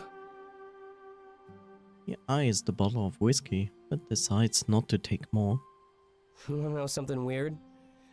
When we met Chiron on the street, I recognized him. You met him before? No, not really. He just looked eerily familiar. Like the spitting image of someone my dad used to work with. I looked into it, and sure enough, it checked out. He defected with his wife, but that's where the info stops. I'm pretty sure they conceived Chiron on the colony, or whatever they used to call him back when he lived there. I just know that Chiron was his father's name. And so, I decided to pass it down to his son. That's amazing. Is it? It doesn't really change anything. As far as I'm concerned, it's just coincidence. Simple serendipity, right? Exactly. But I can't stop myself from connecting dots. I mean, they defected, like they were running away. A little while after, my dad was killed in that invasion. Were they working against Argus like we are? It's fun to think about, isn't it? Their kids finishing the job? But I'm sure it's just my imagination seeing things in the dark. After all, we're the ones who create the constellations. At the end of the day, they're just stars. We find things where we want to. I guess it was true. His fact doesn't really change anything. He would have ended up helping whichever Zero came across that day. It's almost like the exact moment tied them to us for a long haul. I do find it a bit interesting though. Isaac implied that Argus might have killed his father. I'd disregard it, but Clay's vision means assassination might be in the repertoire. I'm gonna go back outside and mingle with the others. Clearing the air like this with everybody is a big help. Glad that you were one of the first, Delta. I really am. If we can make it through this, we can make it through anything. I'm looking forward to our future, you know, as a couple. After this, I think we can start focusing on the fun things. He holds out his paws, and I accept the invitation. Bet I look pretty cool right now, huh? Yes, the bandage is the thing.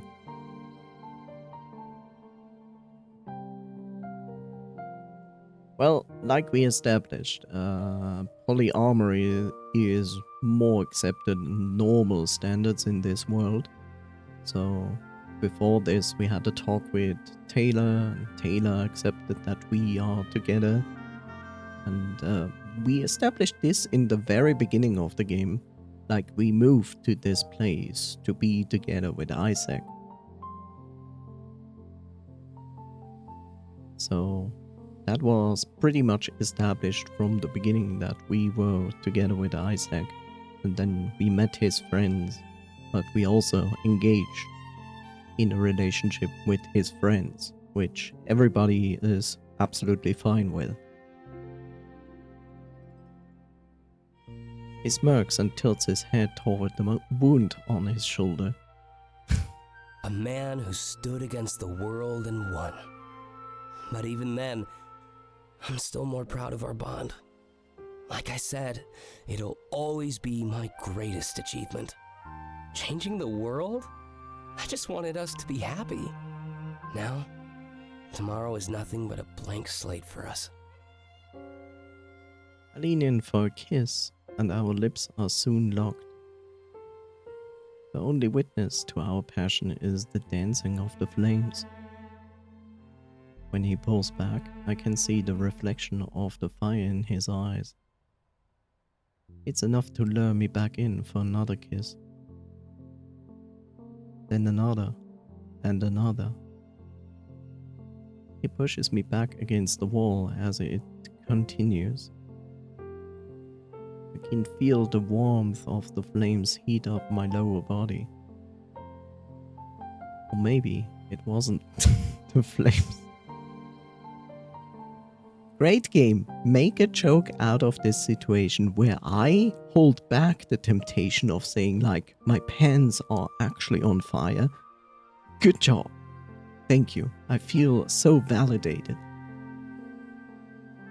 Isaac starts to tug at my belt, but the cabin door immediately opens. Oh no, the usual. What a romantic scene. Let's ruin it.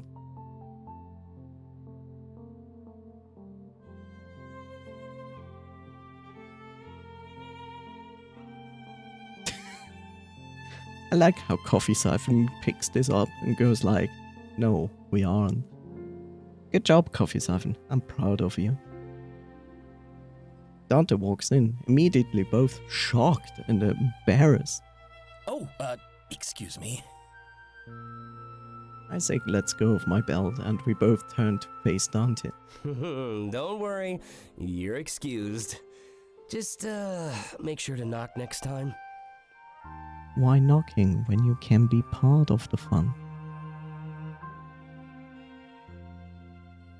Well, Epitsun said hi to you, Coffee, and then asked you guys are a couple, and you went into that and go like, no, we aren't. But I think Epitsun meant that in regards to the game. So I give you the props and say like, good job, Coffee Siphon. You picked up the line and made a good follow-up out of that. Proud of you. That's dumb shit I would do. I mean, are we? I don't know. Have you sent me an email? Have we talked about this? Did we do the online poll about that? I don't know. Did you ask Asna about that? I'm not sure. Did you fill out Form A38? I haven't even seen your resume. Yeah, I know. You know, normal snail mail is a bit slow between Switzerland and Vietnam. You know how it is.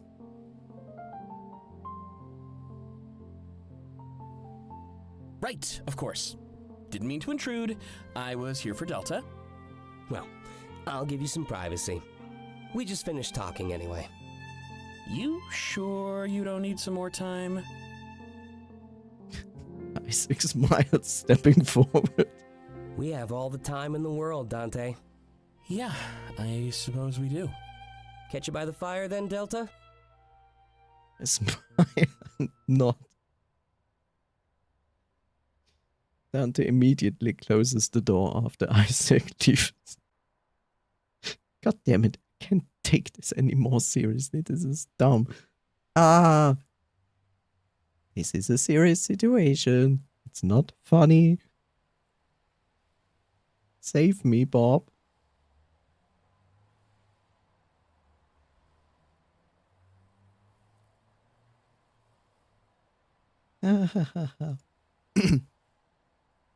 But not only that, he locks it too. Perhaps Isaac should have considered that. Oh no. Well, at least we have at least we have privacy for whatever he wanted to talk about now. Yeah, how about some Netflix and chill, right? Hold on a sec.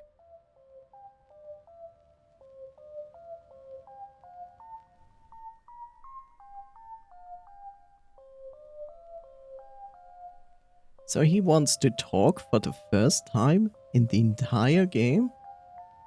Took him until the end of the game to finally talk with me? Man. But that's okay. He takes determined steps forward and grabs the bottle of whiskey. One large swig later, he turns to face me with a look of sorrow in his eyes. Okay, he doesn't want to talk. I did it, Delta. Did what? In the server room, I found a computer. Ah, yeah. Right, that thing. Isaac's mod gave my phone some high-level access. I looked into my family, Delta. I really did it. That's great. No, it's not. Oh. But you were so excited about it just a moment ago. Shouts echoes through the cabins. Takes a step back like he regrets rising his voice. Sorry, I didn't mean to shout. It's just, I wish I didn't do it. Yeah, sometimes it's not the best thing. Has that ever happened to you, Delta? Sought out information only for it to hurt you? Good question. Probably not.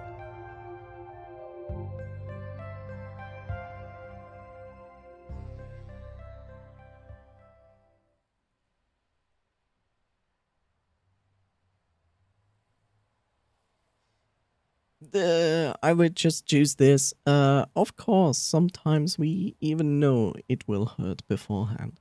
Yeah, you're right. I kind of thought it might hurt, but it's also better than not knowing. Yes. In the end, as much as it might suck, yes.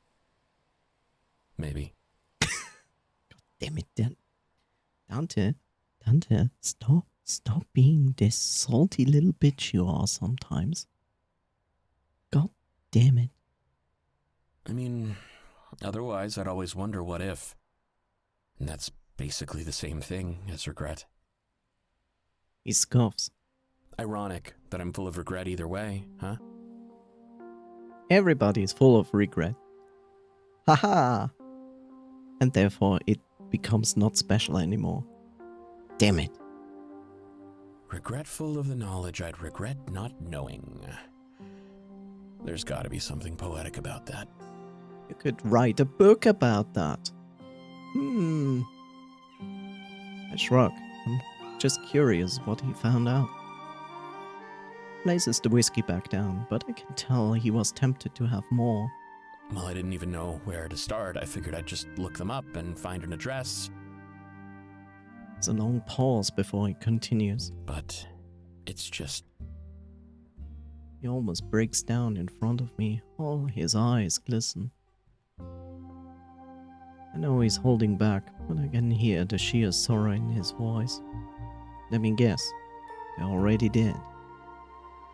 They're gone, Delta. Just gone. Gone? The last entry in their file was some kind of incident report. It mentioned something about a gas leak in the house. Oh. It was only a few years after I ran away. I don't know how to feel. I'm just so confused. He's shaking. I simply step forward and wrap my arms around him. What is my vision, then? We're happy. We're a family.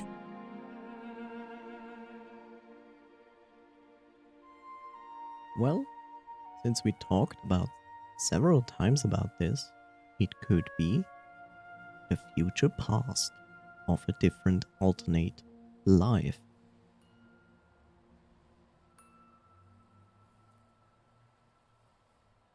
Also, family is not always bloodbound.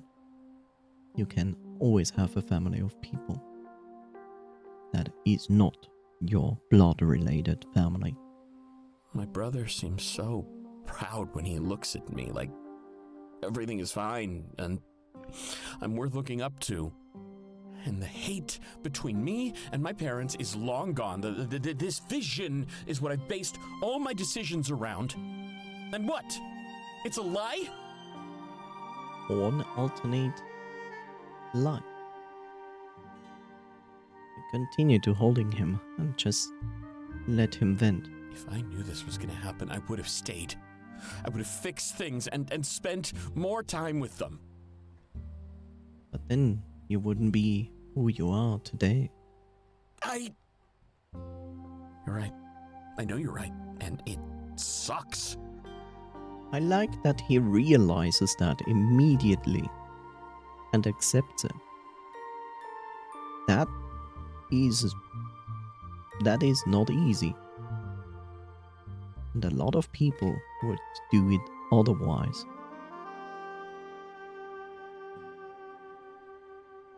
And we are back at the what if, right? What if he would have stayed? That doesn't mean that this incident would not happen. Maybe that would have been even worse. So yeah. I like that version of me in the vision, though. I feel so complete. Like I can tell I'm missing something in reality. You have a family in all of us, Dante. I can tell he's starting to calm down. Yeah. And that's the thing, right?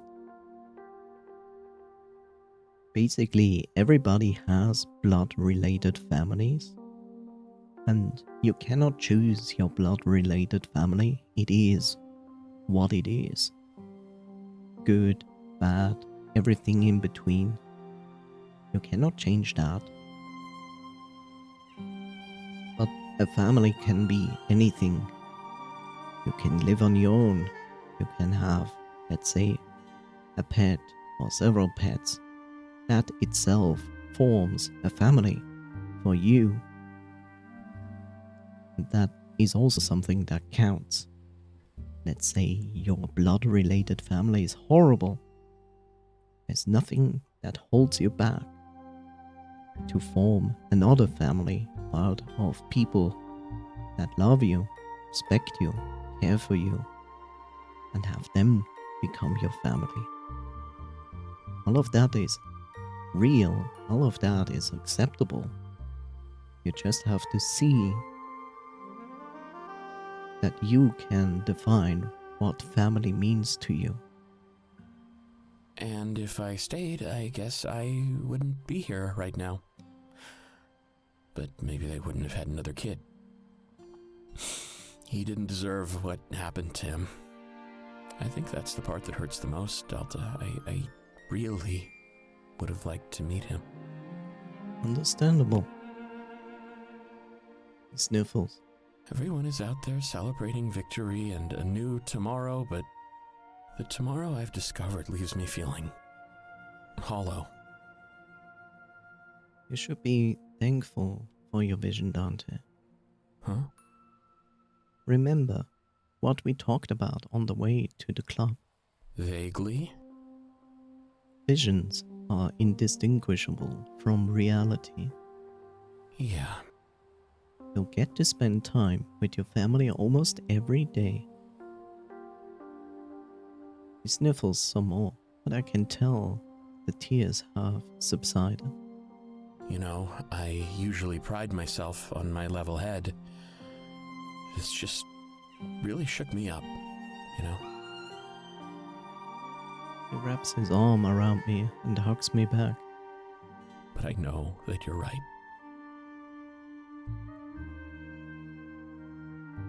He'll comfort you every day until your last. I have a feeling you will, too.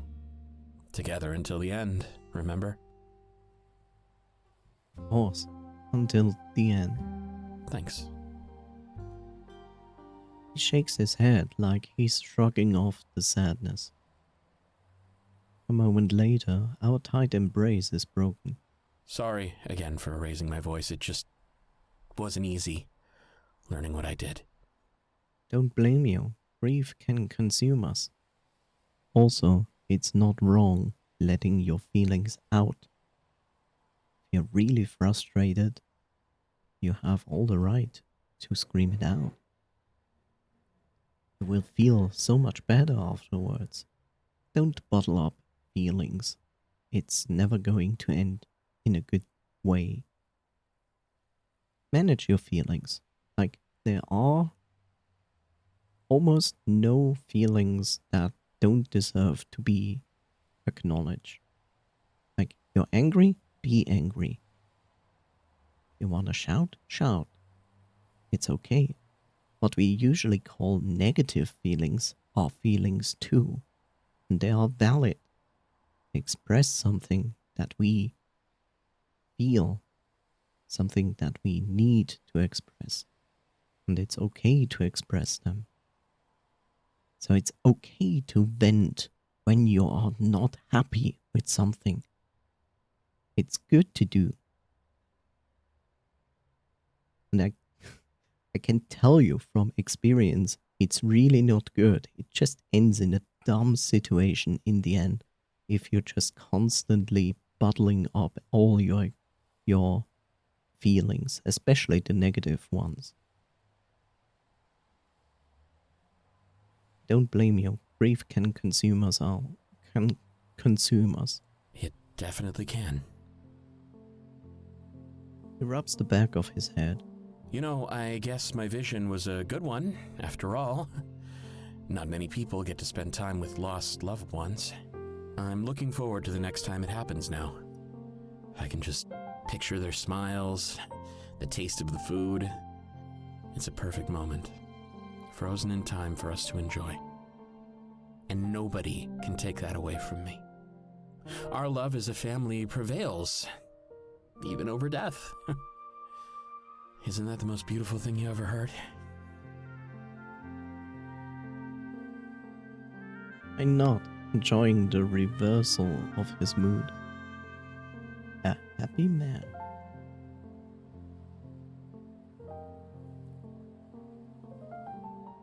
Like a happy little tree. Sometimes all it takes is a little creative. Ugh. Sometimes all it takes is a little creative thinking.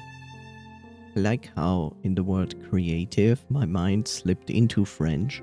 Was like, that's a French word, right? And I'm like, no. Creative thinking. He's clearly still grieving, but this new train of thought will help him.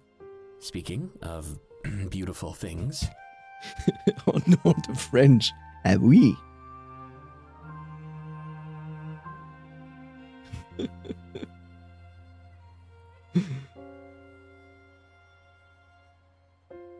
Vous arrivez à la France. À France. Oh oui. Oh oui. Oh oui.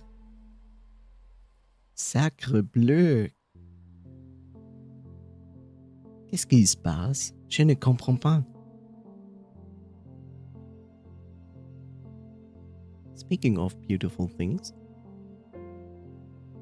he's always so shy. He gulps as he looks in my eyes with the slightest hint of shyness. Remember how I wanted to start seizing the moment? He places his paws in mine. There's this scene in one of my books. It's two lovers in a cabin, just like this one.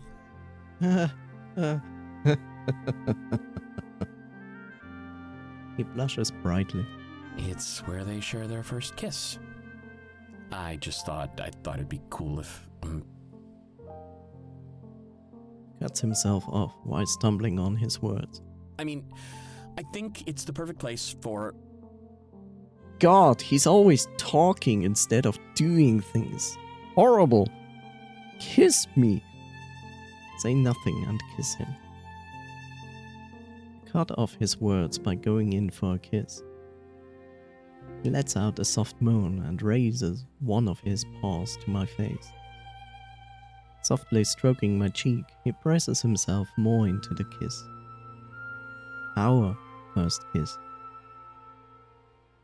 It lasts for what feels like forever, but then Dante slowly pulls back. You know, I had a whole speech rehearsed. Seemed like you needed some help. Me? Never. Oh, there's the ego again. He smirks. Good to know we were on the same wavelength, though. I knew you'd be special since the day I met you.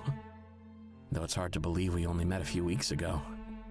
So much has happened, it's hard to comprehend.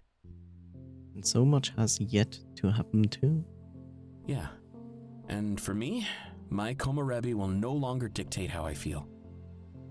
It's odd how something named after the light could leave us feeling so lost in the dark. But even in the darkness, you can always find light. I guess you just have to know where to look. As he speaks those words, he looks right into my eyes. Anyway, you ready to call it? Komorebi. I nod as he heads toward the locked door. As soon as he opens it, the frigid air rushes into the cabin. Oh no, frozen canine. I'll be waiting by the fire. I think we're just waiting for Isaac to make a decision, but I know that guy better than almost anyone else. And I just want you to know that we're gonna be fine. Isaac is gonna burn that drive to keep us all safe. And if he doesn't, I might just put up a fight about it. Pile drive him into the fire. It's okay. With a smile, he leaves the building.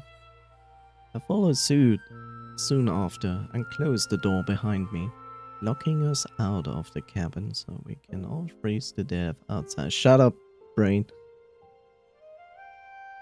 It shuts with a loud banging noise that echoes through the night. Night. Whoops, whoops, whoops.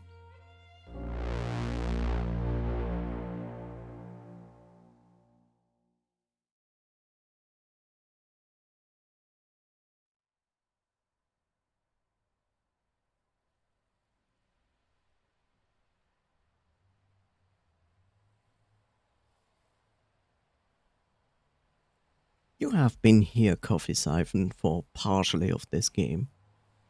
Look at this scene here. This apparently is part of the colony. When they always talked about the colony, did you ever imagine that they would be living in such cabins? I didn't.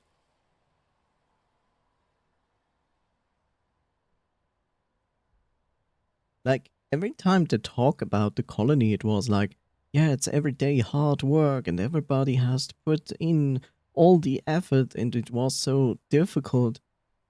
And we're always struggling, and it's like, that forms like the idea of living in a tent or like some makeshift home with really basic materials. And then we come here and see like they live literally in like a camping resort cabin style lifestyle. I mean, sure, they still go out and have to work for their food and drink every day. I get that. But this is like the last thing I would have imagined that someone is living in the colony in.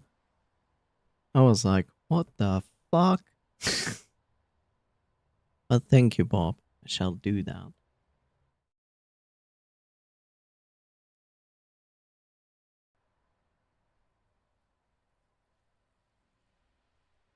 It's crazy. Seems like they repurposed this resort, maybe. I don't know.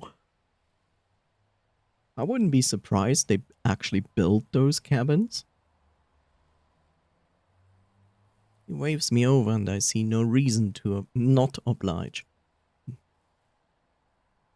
He's standing by some... He's standing by some trees. I must have disrupted him. Zzz. Hey Delta, how are things going?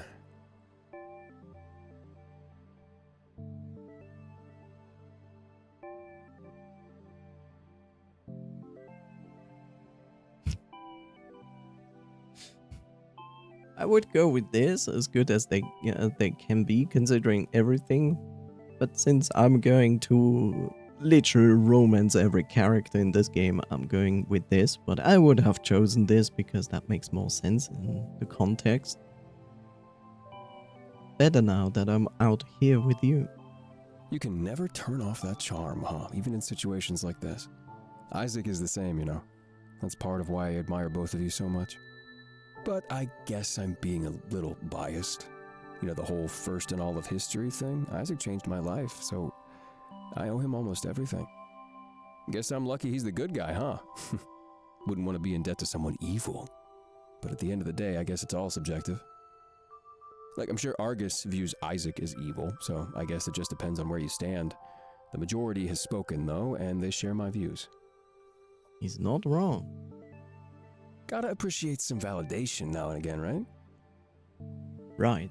I'm glad that I'm glad that the people side with Cypher. And I'm glad that Isaac survived that gunshot. I mean, can we talk about that? He literally got shot. It feels like my ears are still ringing. It's unbelievable. And despite that we are in Toronto, it was such an American move. I'm not gonna say sorry for that. I don't know what that guard stood to gain, though. Must have just been revenge against Taylor. Nobody likes being the victim of a sneak attack after all, but wow. If Taylor were a second later, we could all be dead. He definitely made it up for us for the ditching. In the best possible way, yeah. Anyway, enough about that. I'm curious what you think about the colony. I was born and raised here after all. Does it look like you thought it would? No, not at all.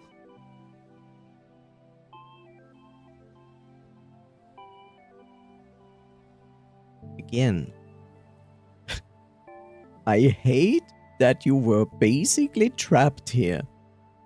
Like, why is this option even here? Like, you must be... Like, why would you ever choose this? Like... like, why? Like, oh yeah, you have like nature around you, you have like a good functioning working place to live, this cabin is great. No, I'm so sad that you were trapped here. It must have been so horrible. Like, what?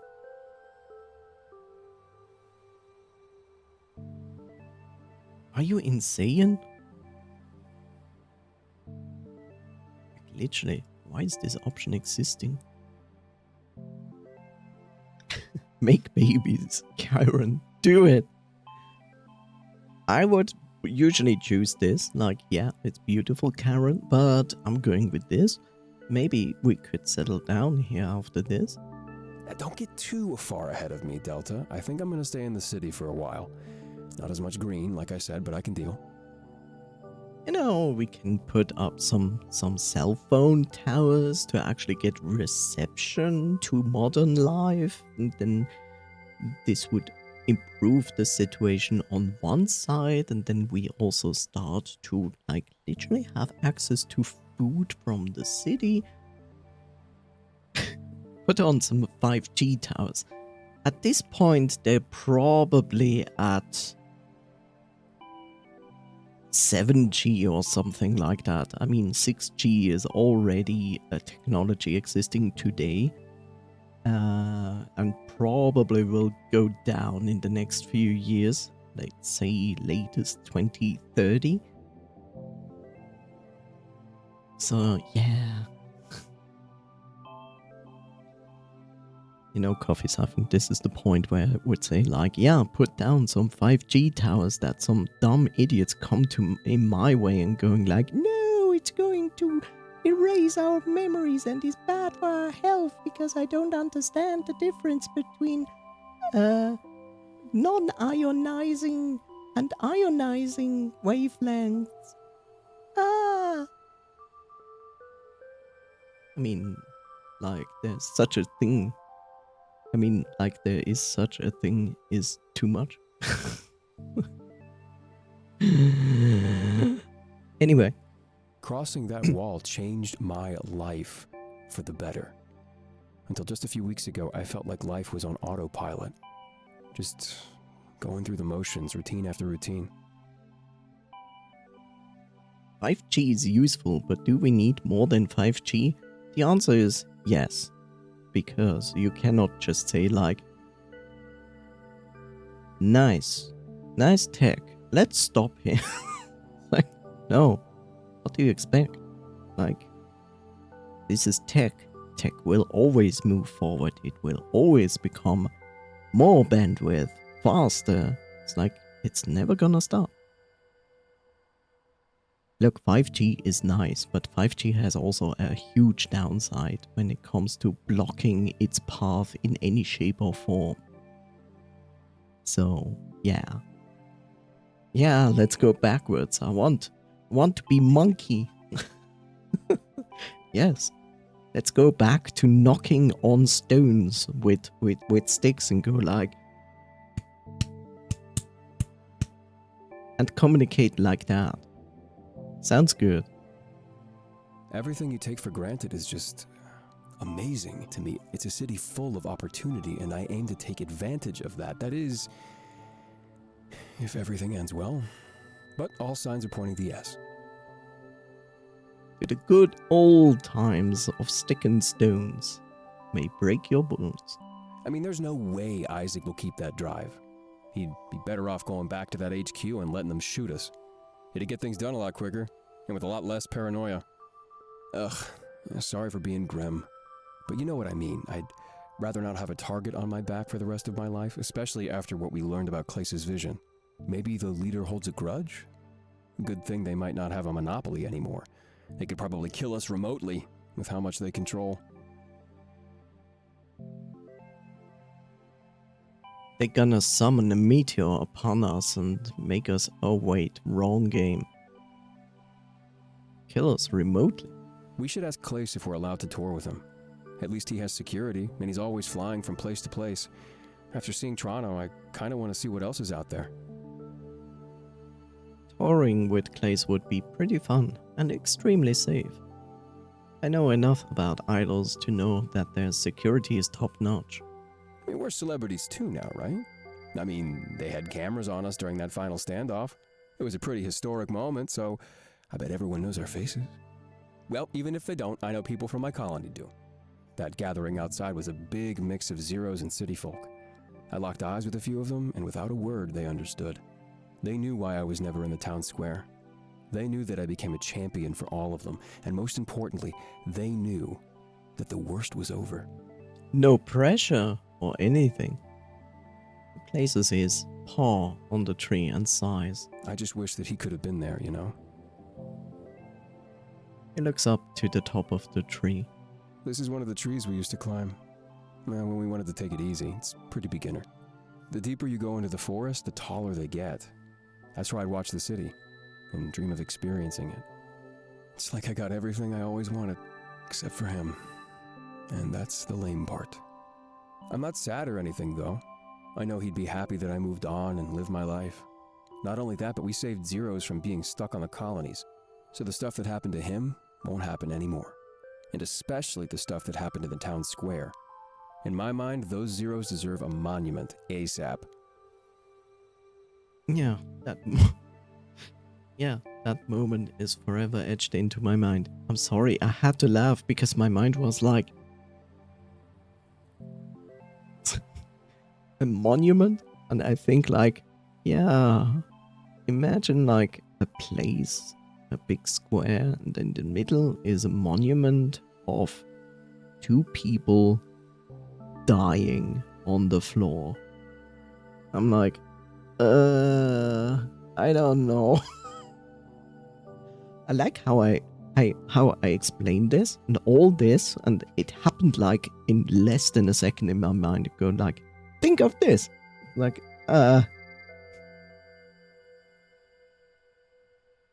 yeah, that moment is forever etched into my mind. It feels weird to witness a historic moment, doesn't it? We're all gonna remember where we were when it happened. Everything felt different before that. It's hard to explain. Shall I make a follow-up on that? Imagine China would put up a monument of that day they pretend that never happened, and they did everything to erase any information about that day, and like punish people who even mention this day. Imagine they put like on a place a monument where they have people getting driven over by a tank, and people would be like, remember this day? I'm not sorry for mentioning that.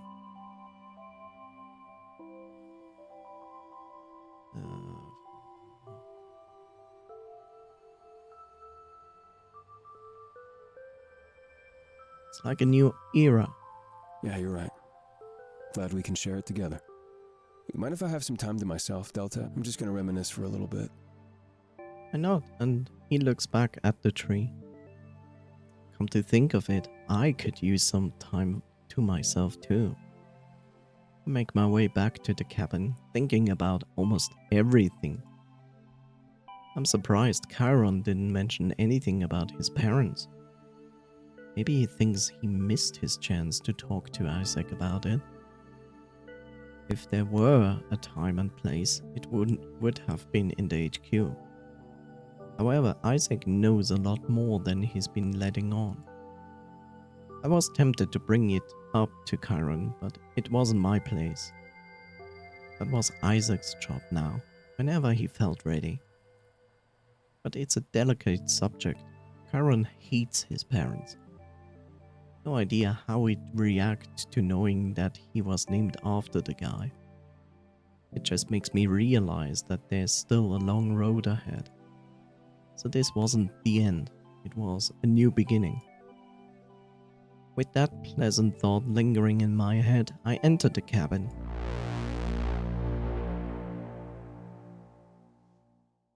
And then strange things happen, so I go outside of the cabin and even more strange things happen, and then I find myself in a different place and...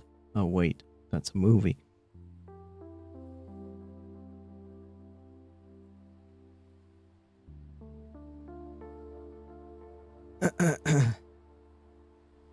My first instinct is so... imbibe? Is to imbibe the whiskey that everyone's been sharing? What does the word imbibe even mean? Imbibe. Imbibe. Why? So imbibe is a word that describes drinking, absorbing, taking in, sponge, accept.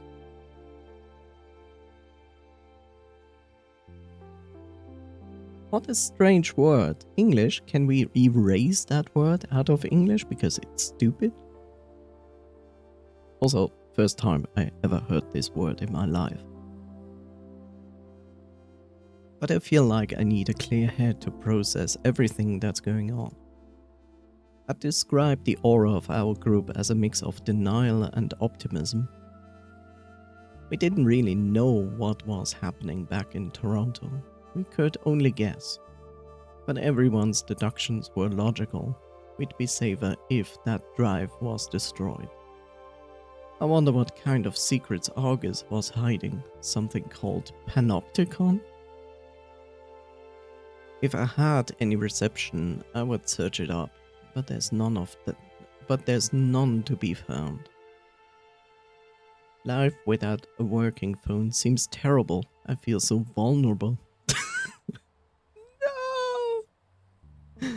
Touching grass. No.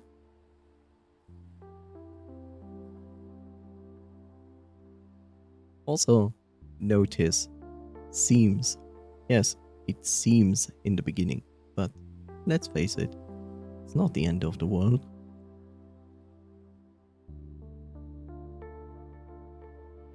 One second.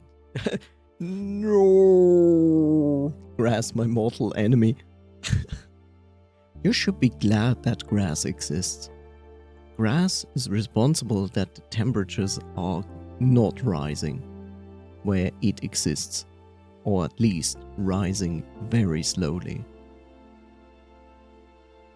Show some respect to your grass.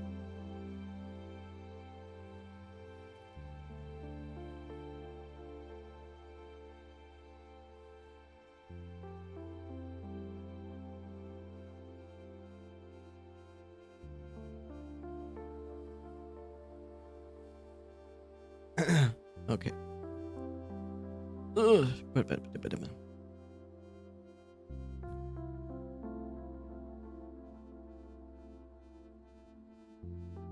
A second later, the door opens. Hey, Delta. Thought I'd come see what's up. Just trying to process everything. It's a lot. A lot. Game? Oh, I need to click there. A lot is probably an understatement. I'm sorry for panicking back at the HQ, by the way. I would say that was definitely panic-worthy. Yeah, that's what everyone keeps saying.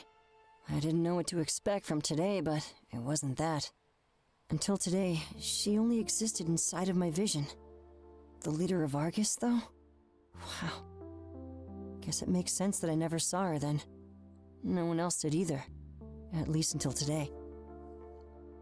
Are you holding up alright? I mean, that's kind of a big question. Because of my vision, I'm never really alright. I'm always just waiting until the next time it happens. They gave me some pills though, and I make sure to take them. They're supposed to calm me down and stop me from dreaming. Oh, that's right. My counselor said that visions are basically dreams. I suppose if you could suppress those, then things would be alright. But I have a feeling he's developed a dependency on those pills. I have a sudden flashback to our time at the Triple R. Those gummies he had gave him a dreamless sleep, as he put it. Perhaps there were better alternatives than those pills? Sadly, no. Because with everything that you take on a regular basis, you develop a... what is it called? It's not a dependency, but a tolerance to it. So... then you need more, and then you need more for the same effect. It sucks.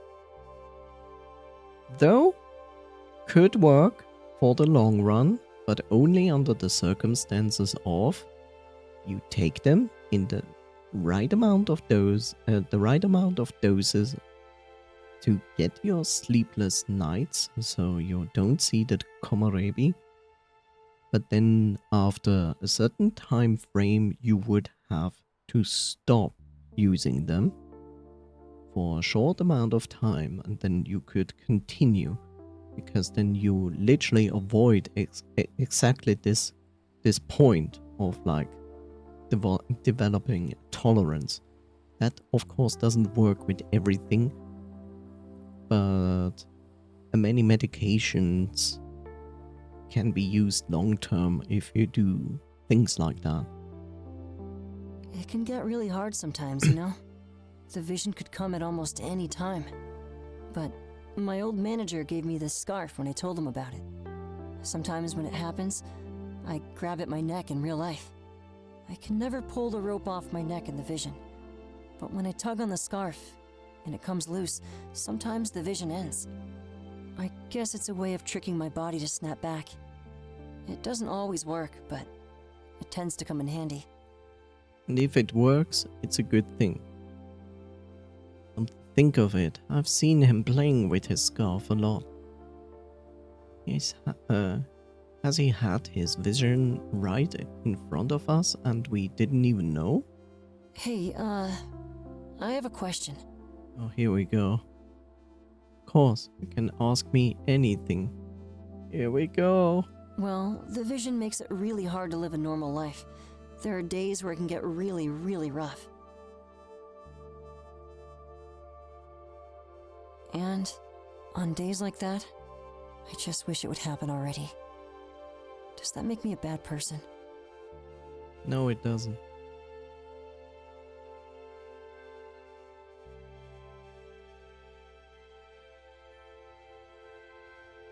No, I'm not sure that I could handle it either. A lot of people can't. I tried looking for a support group before, but my label wouldn't let me go. People would gossip or something. Anyway, I hope things make a bit more sense to you. Lay up my dosage before letting me take this break. Something about wanting to avoid a public incident. Yeah, I understand a lot more now. I just miss my old manager. I know he would have fought for me. But since I'm all alone, I usually just do what they say. We know what's best for you is their most common excuse. I know they just want to make money off of me.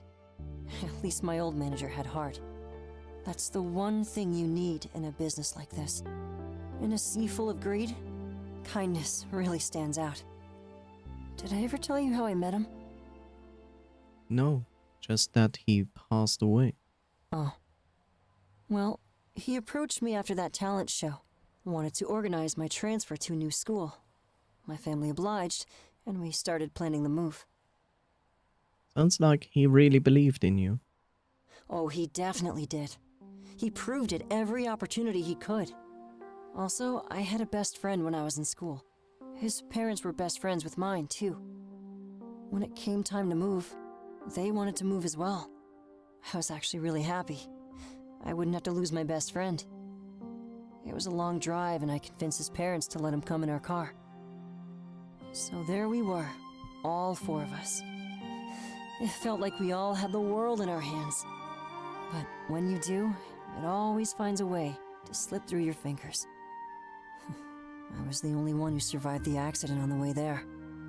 I just remember waking up in a hospital bed, in a world without them. That really sucks. His parents found out pretty fast, of course. They came to visit me, and I was actually hopeful. If anybody would take care of me, it would be them. But I saw nothing in their eyes, except resentment and hate. They told me I deserved a bunch of awful things, and left me there all alone. Apparently it was my fault, just because I wanted to sit beside my friend. That is usually... Yeah. That's grief speaking. In grief you say terrible things. Everything felt hopeless for me at that point. I lost everybody, and I was cursed with this vision. But then my manager came to see me in the hospital. He held my hand, saying that he'd take care of me. And he did, up until the day that he died too. That's when I started negotiating new contracts, and this hiatus. Wow. He actually had the incident scrubbed from the internet. That's when we came up with the stage name, and left my old life behind. Right. You mentioned that Clays wasn't his real name. I do miss my old name, though, pretty badly. I can still hear my friend calling it out every time he saw me. Sometimes I think that part of me died with them in the accident. If you would like your name back, I'll happily use it. Really? Oh, of course, you deserve to be called what you want. I agree on that. I have this tendency to tell my friends to call me by my, online nickname instead of my real name, because I actually prefer it over my real name. Not that my real name is bad or anything. I don't know. I just prefer the other name over that. But I don't hate or resent my actual real name at all.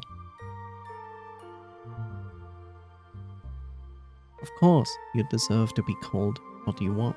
Well, promise to keep it between us. At least for now. Absolutely. What would you like to be called? Honestly, I'd tell you to take your pick. It started out as William, and then people called me Will. Will turned into Bill for some reason. I hated that one. But eventually that turned into Billy, and it stuck.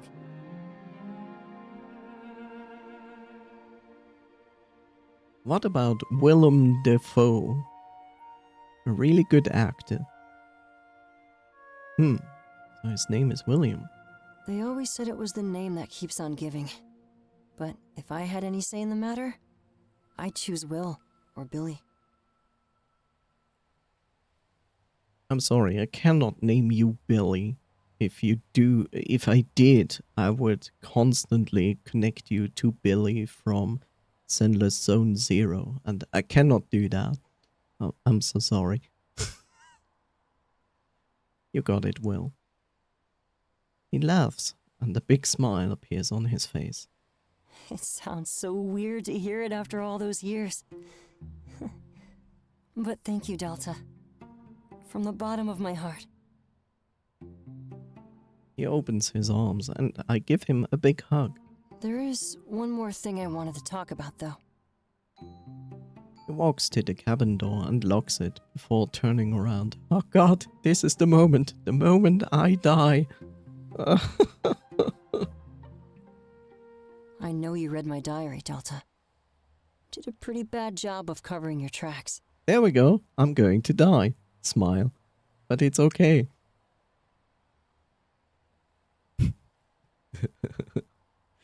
I immediately lock up in fright and the energy in the room changes drastically.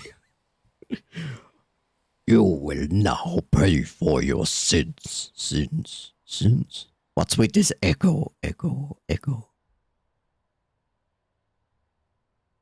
Stop it, stop it, stop. There's only one thing I have to say to you about it.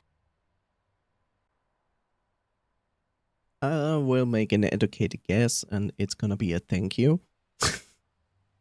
As weird as it sounds, but I could be wrong. Huh. There's no bet behind it. Here we go. Thank you.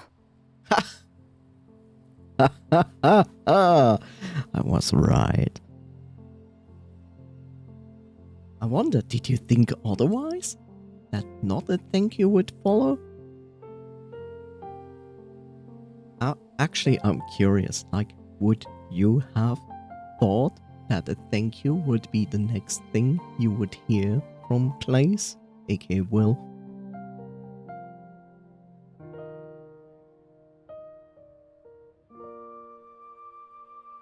I thought it was pretty logical.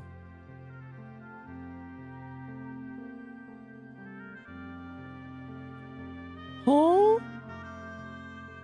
I don't know how to explain it, but it really helped me out. It made it a lot easier to open up to you just now.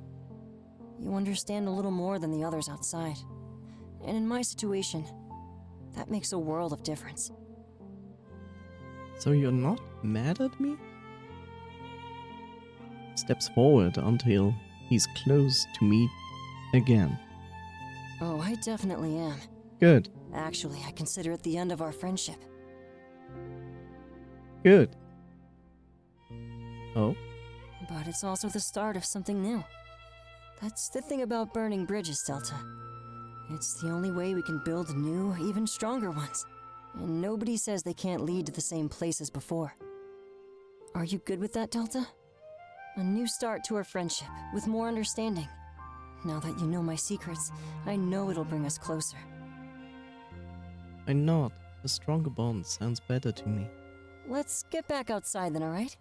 I'm dying to see what Isaac does next. Could you stop? Could you stop using red on the word dying? For once, game. Stop it. It may be unintentional, but the red font was really picked to piss you off at the end of the game. But that could also be a really dark pun. That's good advice. I'll go burn everything now.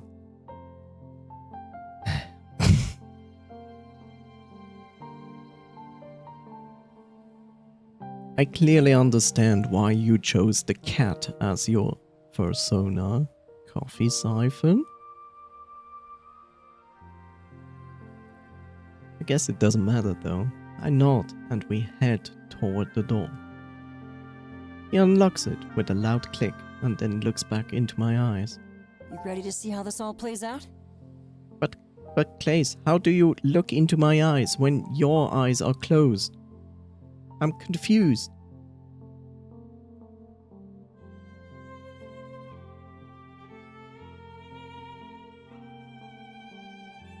Okay, here's a pre-warning. It's gonna rain very soon here, so if you ever hear thunder in the background, that's why. Also be advised, thunders can be quite loud where I live. So, yeah. Just a heads up. People on their live devices. Shaking my head. Right? More ready than ever. Will. He smiles at me with a slight scoff. Then a moment later, we are back into the night. Campfire illuminates my friends and our final destination. Don't call it Final Destination. I watch those movies, not all of them. But it's never a good thing.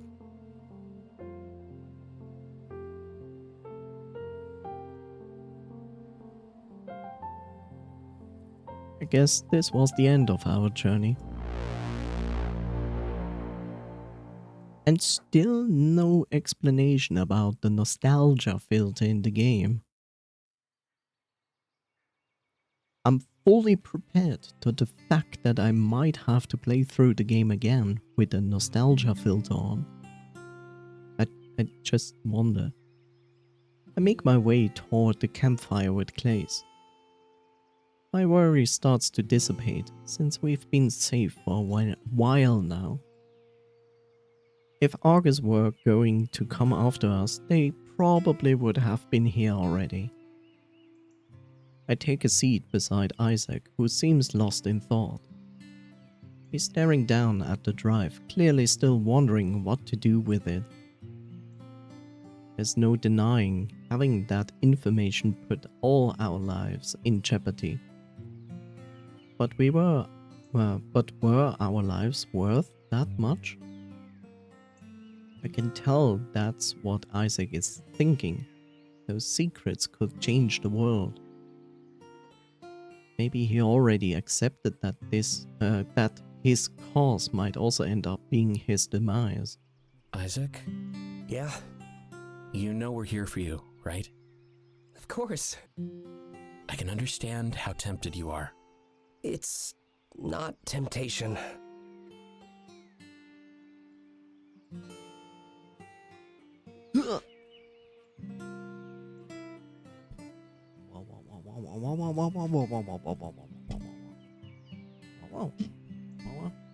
Sorry, adjusting microphone. Yay! Microphone adjustments for free now with 50% discount. It's more like a calling, you know? I think I'm supposed to be the one who does this. Isaac, this is about way more than you now. Huh? Until the end, remember? We're in this together. Oh no, we are all putting our paws on the drive and throw it into the fire together. How predictable, I guess, maybe, I don't know. Yeah, but I trust you, no matter what. There was a little shocking to hear, especially given his vision. You think he'd want a path that puts his life in the least amount of danger. Really?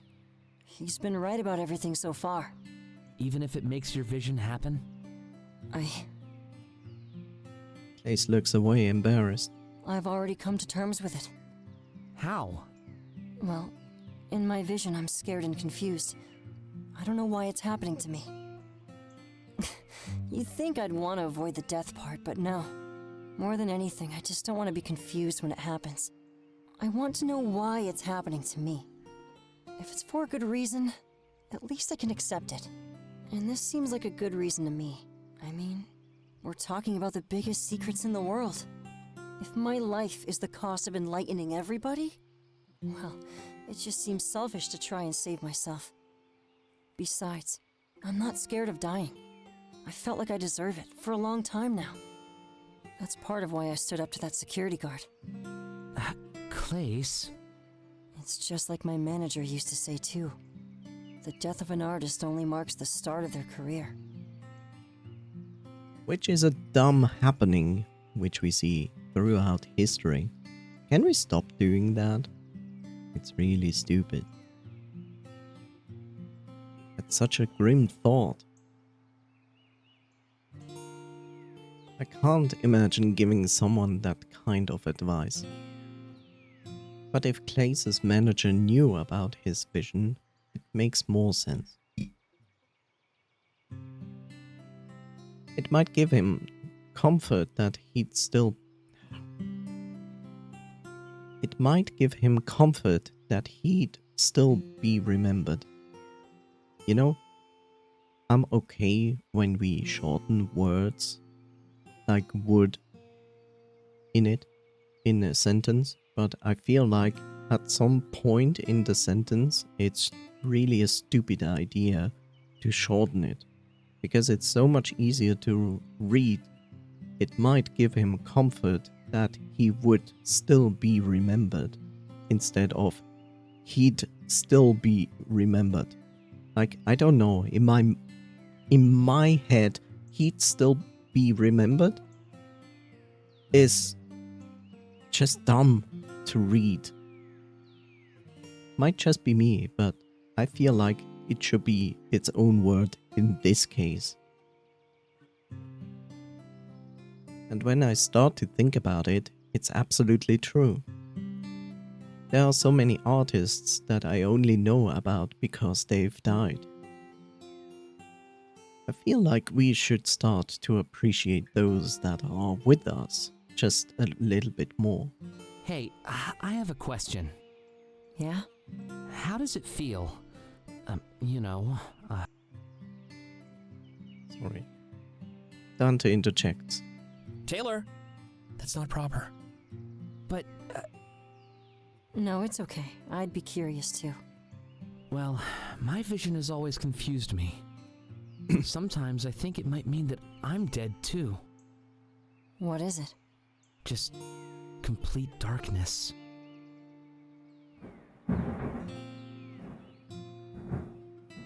Did someone ask for thunder?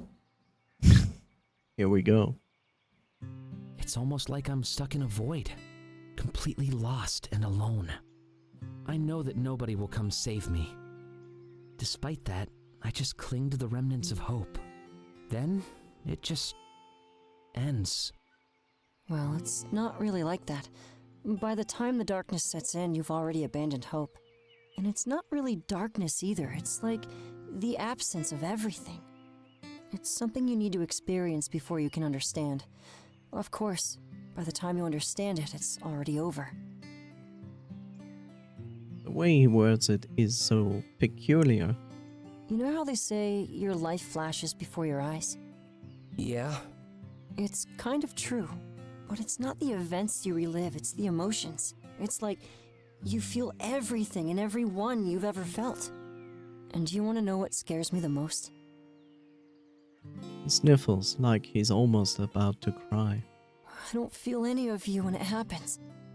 It's like we never even met, or worse. They exchange glances, almost taking some of his despair for our own. Oh, we've got your back, Clace. That vision is of a different you. It has to be. Maybe. Is it peaceful? In the end?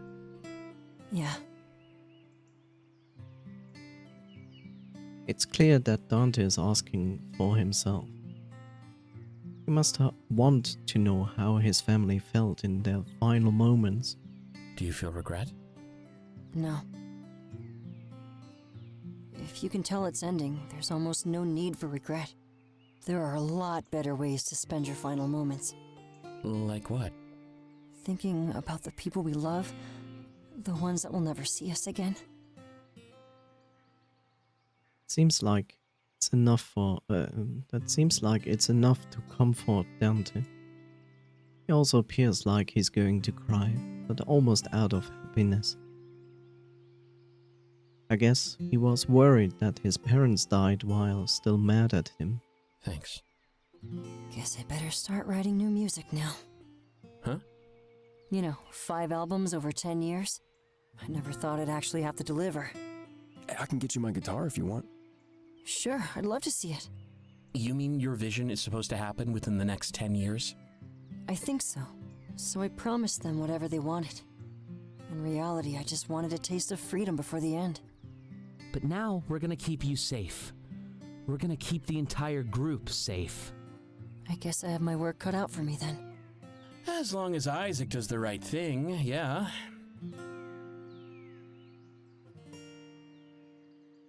One second.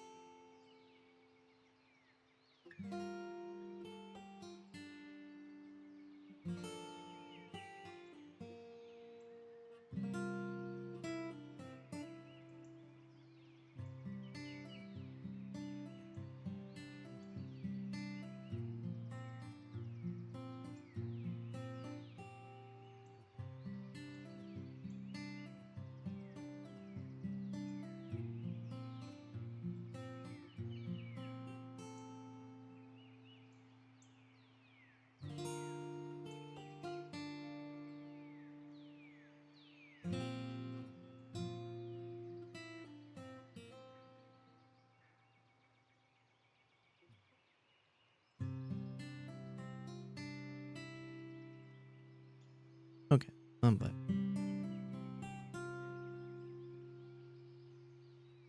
Isaac sighs, his paw trembling as he grips the drive. I feel like he's already made up his mind. Who wouldn't want to know every dirty secret that August tried to hide? The allure of the unknown. That's why we are sitting here together after all. Unified by our desire to embrace the unknown and change the world.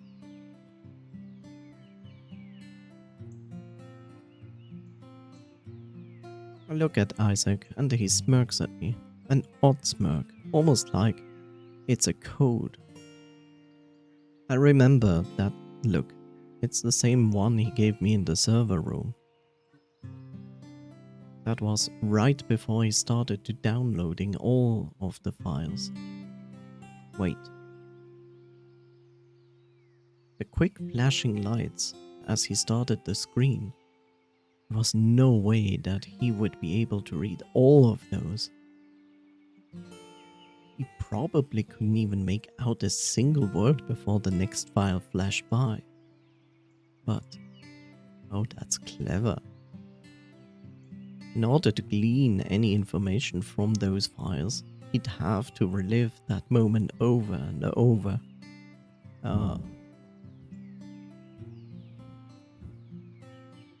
Oh, what a smarty pants. What a smarty pants. That was so clever. That's so clever. Smart. Like it. Really good.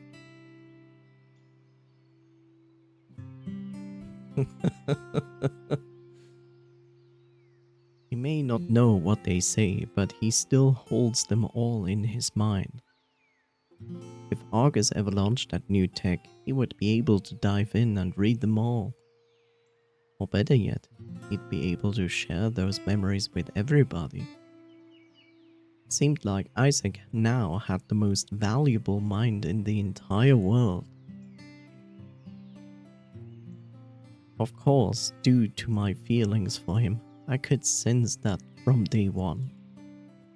In this game of chess played through time and space, I'd call that a checkmate. Irreparable damage was already done to Argus and their monopoly in the present. And if they pursued this nostalgia tech, they would only seal their own fate in the future. If there's one thing you couldn't forge, it's a memory.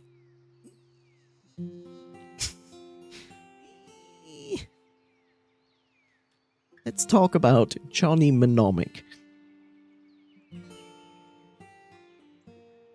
Especially when it's corroborated by all of our presences. Yeah. Isaac scoffs and then looks down at the campfire. It feels like few moments, our thoughts were exactly in sync. Is that why I'm being watched?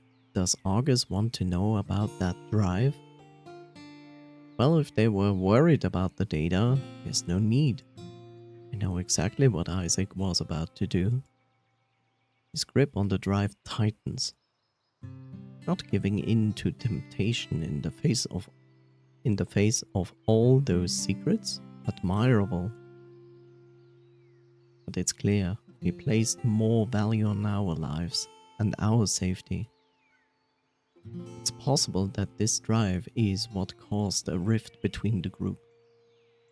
It could be the reason that we are no longer in touch in the future. So he didn't just hold the drive in his paws. He held the power to defy that fate and ensure the success of our pact.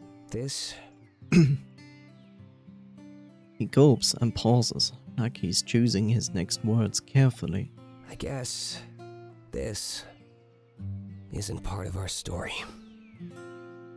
With that, he throws the drive into the fire. A collective weight is removed from all of our shoulders. We hear crackling noises as it burns, and all the data is lost, considering all the bad fumes we are inhaling and letting out in the world, because plastic burning is not a good idea.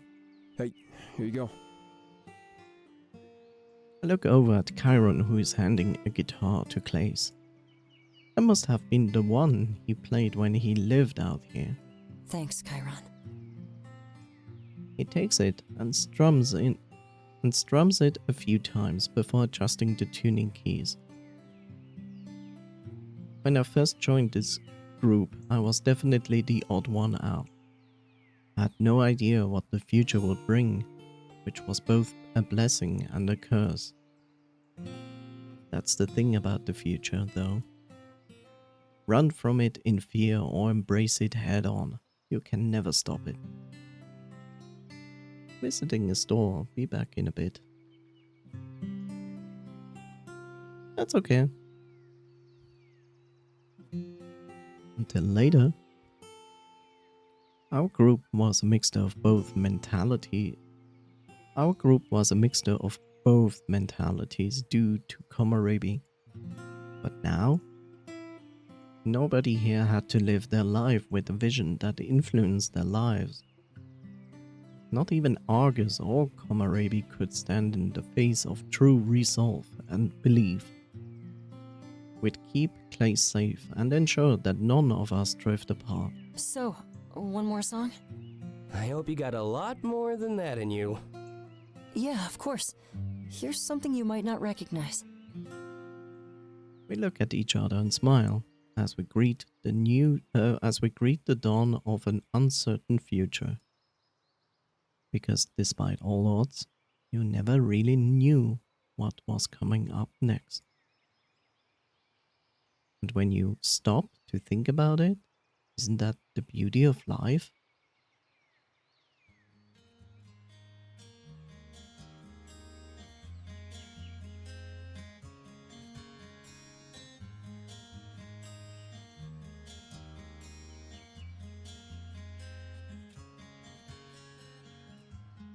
Keeping the highlights, skipping the lows. Sometimes it hurts too much to be alone. Got all of my best friends, how lucky that is. We've all grown together, but I must confess, I think we all see things we don't wanna believe. That changes our outlook, our fates and destinies.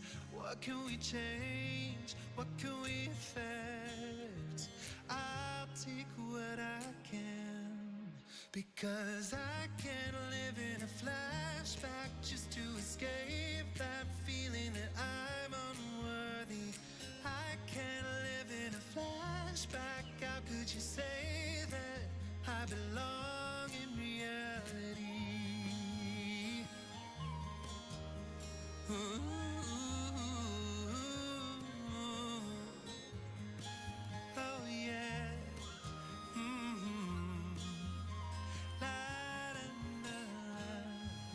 there's no way to find out, no one can know.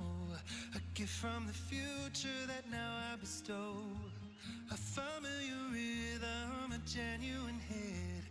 I know I wrote it, but did I write it yet?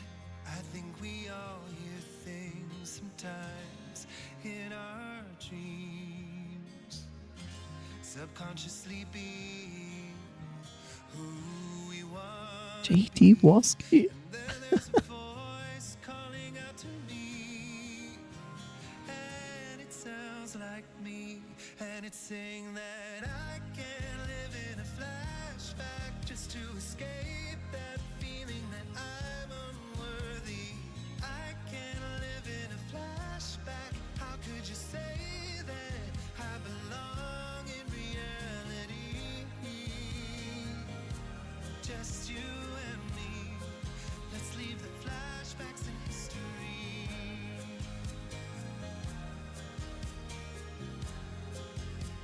Flashback to history. Ooh, ooh, ooh, ooh. Flashback to history.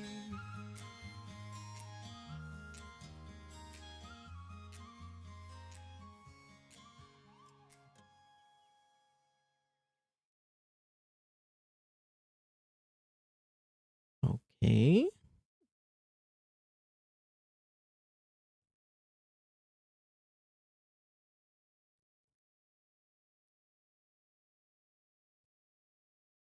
Let's stay on this screen. Go back. I don't know. Seems not to go back or anything. I'm just going to make a save on the fourth file for no reason. Yeah. Hmm. Hmm.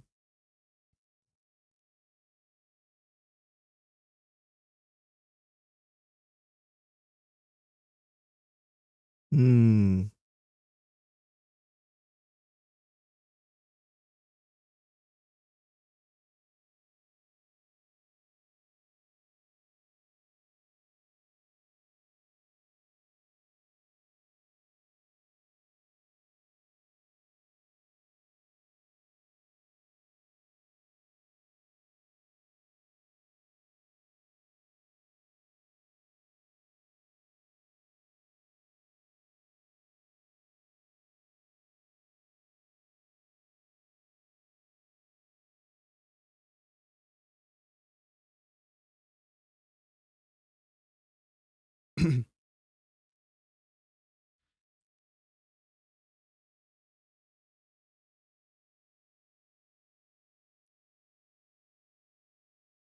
I really have the question.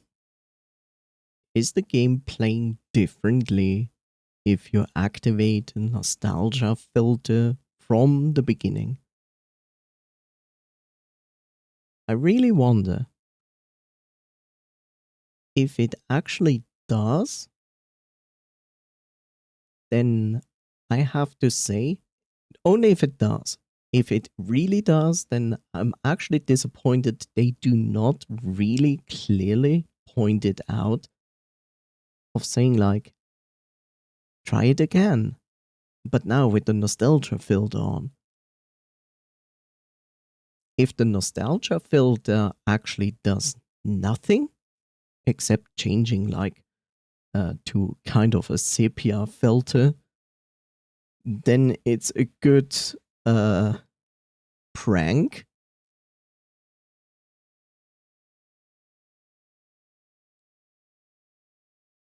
So I don't know. It's like I literally don't know if it actually changes anything. The worst part is like if it does, I wonder if it's obvious what it does. And if it's not obvious, it's kind of, well, hard because considering when you start a new game, put on the nostalgia filter as well. And then it isn't really much obvious what it changes because it's like so long ago since I started the game for the first time I wouldn't even remember which words were like colored and what they said before, if they actually changed the words or removed them. So, I have to try that out.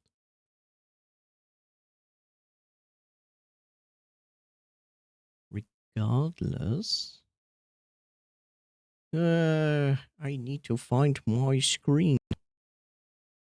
It's in front of you. Yeah, I know. Is that eggs? No, it's not eggs. Those are like apples or something. Those are not eggs. Those are fruits. Maybe it's bread, I don't know, but it looks like fruits. Let's see.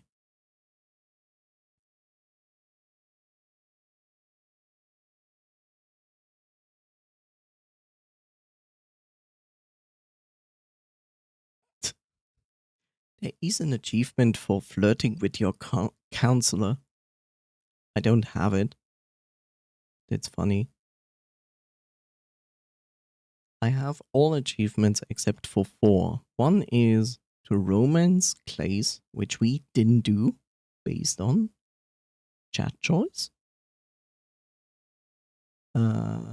Pursue all romance options simultaneously, which we didn't do because we didn't choose the romance option with Clays in the first time we had the choice. Flirt with your counselor. The achievement, by the way, says don't appreciate that. So at some point, I think it gave you the option to flirt with your counselor, but apparently you wouldn't appreciate that. And there's one hidden achievement, which I have no idea. I'm happy to see that. I'm very happy to see that 94% of people started the game, who own the game. Thank you, Bob. And 40% of the people finished the game. That's actually pretty high for an indie game. 40% completion rate of a game in the indie development section, that is high. And I'm happy to see that. I know this is still like a niche game because it's a visual novel, and visual novel is already a niche. And furry visual novel is even more niche. But I'm glad that the people who bought that game actually played it, and and a good number of them finished it. So I'm glad to see that. That's good. I'm also scrolling through this. And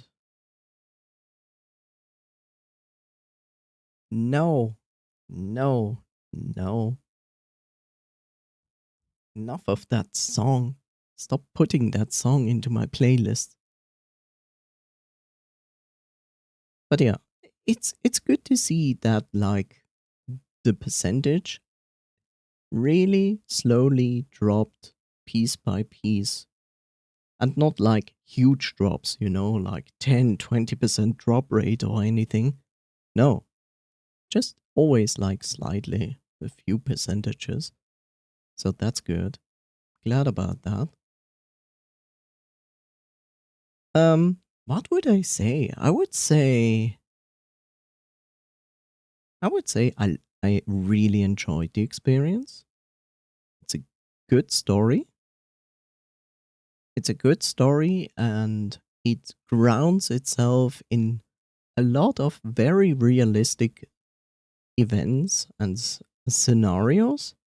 And especially towards the end, it becomes quite serious and quite real, like with what is going on and what happens between the characters and the situation. I'm glad about that. I'm also glad about that they included something what Clace is going through in the story. But not just Clace, it just like also shows you that life is not sunshine and cookies. It's all about up and downs. Life is never going like fluently. It's always like sometimes it goes this way, that way. Sometimes it throws unexpected things at you. And how people learn to adapt to those situations and live through them. And how past things like become characteristics of people in the present, but they don't have to like completely define a person. People change. That's also important. Like you also see character development in everybody, and that is also very important. I have to say the game is very good at making you feel like some kind of dread because it uses this colorized system of like, oh, I put this word into blue and this word in red. And it gives you like these ideas of like foreshadowing, but it actually plays around with your feelings with that. Like it portrays for a good chunk of time like a more bleak future of the game itself, but then it doesn't do it. And I like that it didn't go in a darker direction, to be honest. But yeah, there's still the nostalgia filter where I'm to check out what that actually is. Is it anything or not? I don't know. I wonder. I think I would say like because this is a visual novel game and visual novel games usually go into the direction of romance options, so it is in this game as well. I feel like would personally wish that the game would have told me about the possibility that I can romance all options earlier into the game. Like, they tell you in the game that you can do that. And first, that props up to that. Like, it's not common that a game actually tells you that. So I like that the game actually told me that, going like, yeah, this is a thing now, and it's okay, and you can romance everyone, and everyone is okay with this because polyamory is an accepted thing in society, and it is a thing within this group. So I'm glad about that. I just wish it would tell you about that a little bit earlier in the game, because it if I remember correctly, but I could be wrong. I think there were like romance options to be to choose, but it's like after that it literally like goes on with this topic and says like, oh yeah. So I would have wished before I even would go on any heart to heart with anybody that I could already know it's fine. So yeah, welcome back, Viv Noise. We finished the game. You missed a good track.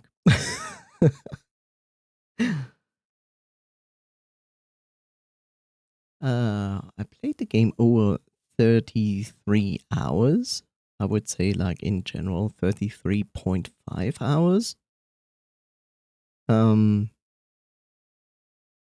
So yeah, it was kind of to be expected. It's a visual novel game. It always usually eats around 20 plus hours when you play a visual novel game. That's not uncommon. It's completely normal. So yeah, like really, really minor things. Like one, telling me about the romance option possibilities early on, and two, still not explaining to me what the nostalgia filter does or doesn't do. I just have to try it out, and I always feel like, yeah, if it's a thing, is it worth to play through it again, or is it just there to mock me, kind of? Like, But in general, really good game. Would I recommend this game to anybody who's like into visual novels and can respect furries? Yes, I would. Because like in Winds of Change and now Komorebi, I just feel like Clays has this down. Since Winds of Change, I feel like Clays has this down of making really good visual novel games.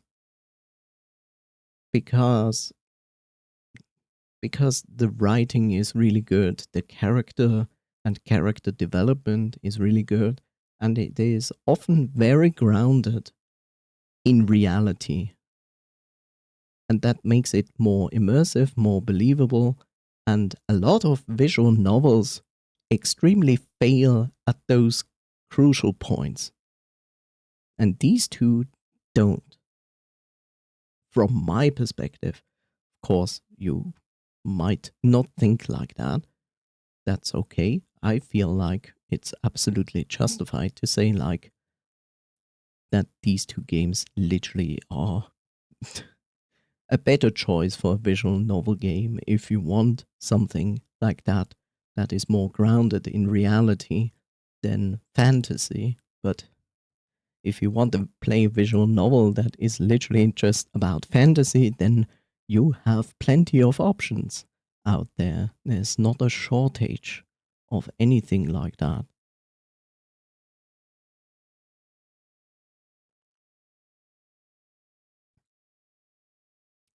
I feel like the one thing I'm curious about is like, I never played the first game Clays made, which is called Major Minor, which literally it's also a visual novel game, but there are like 26 characters of all genders included.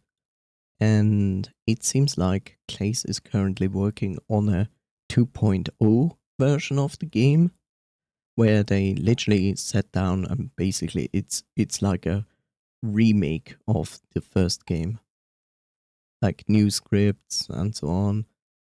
And yeah, potentially might play it.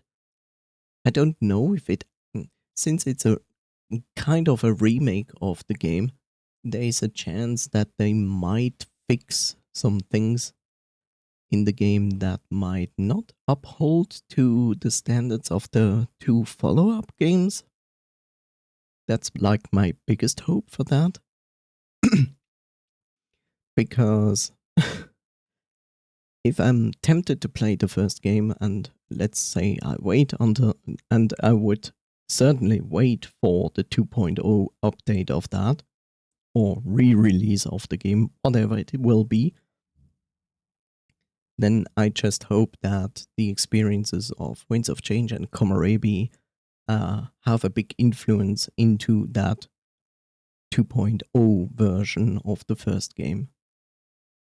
Because then it would make it really good. Like I said, I didn't play the first game, so I don't know how that even was. Hopefully it was on a same level. Because if it's not, and it's more into the fact of like fantasy, pure fantasy and less realism, then yeah, then I can pass that, because I don't dislike those kinds of visual novels, but in respect to the very positive experiences from Winds of Change and Komorebi, it would be like, I don't know, a punch in the face of like, oh look, their first game, and it's all typically visual novel stuff and nothing like the other two follow-up games, which are so much better and more realistic grounded. So yeah, I shall see. But from all of this, I can only say if Clace ever sits down and shall make a new game, then I'm certainly very interested in it. So yeah. Recommendable? Definitely. Really good game. Enjoyed it to the very end.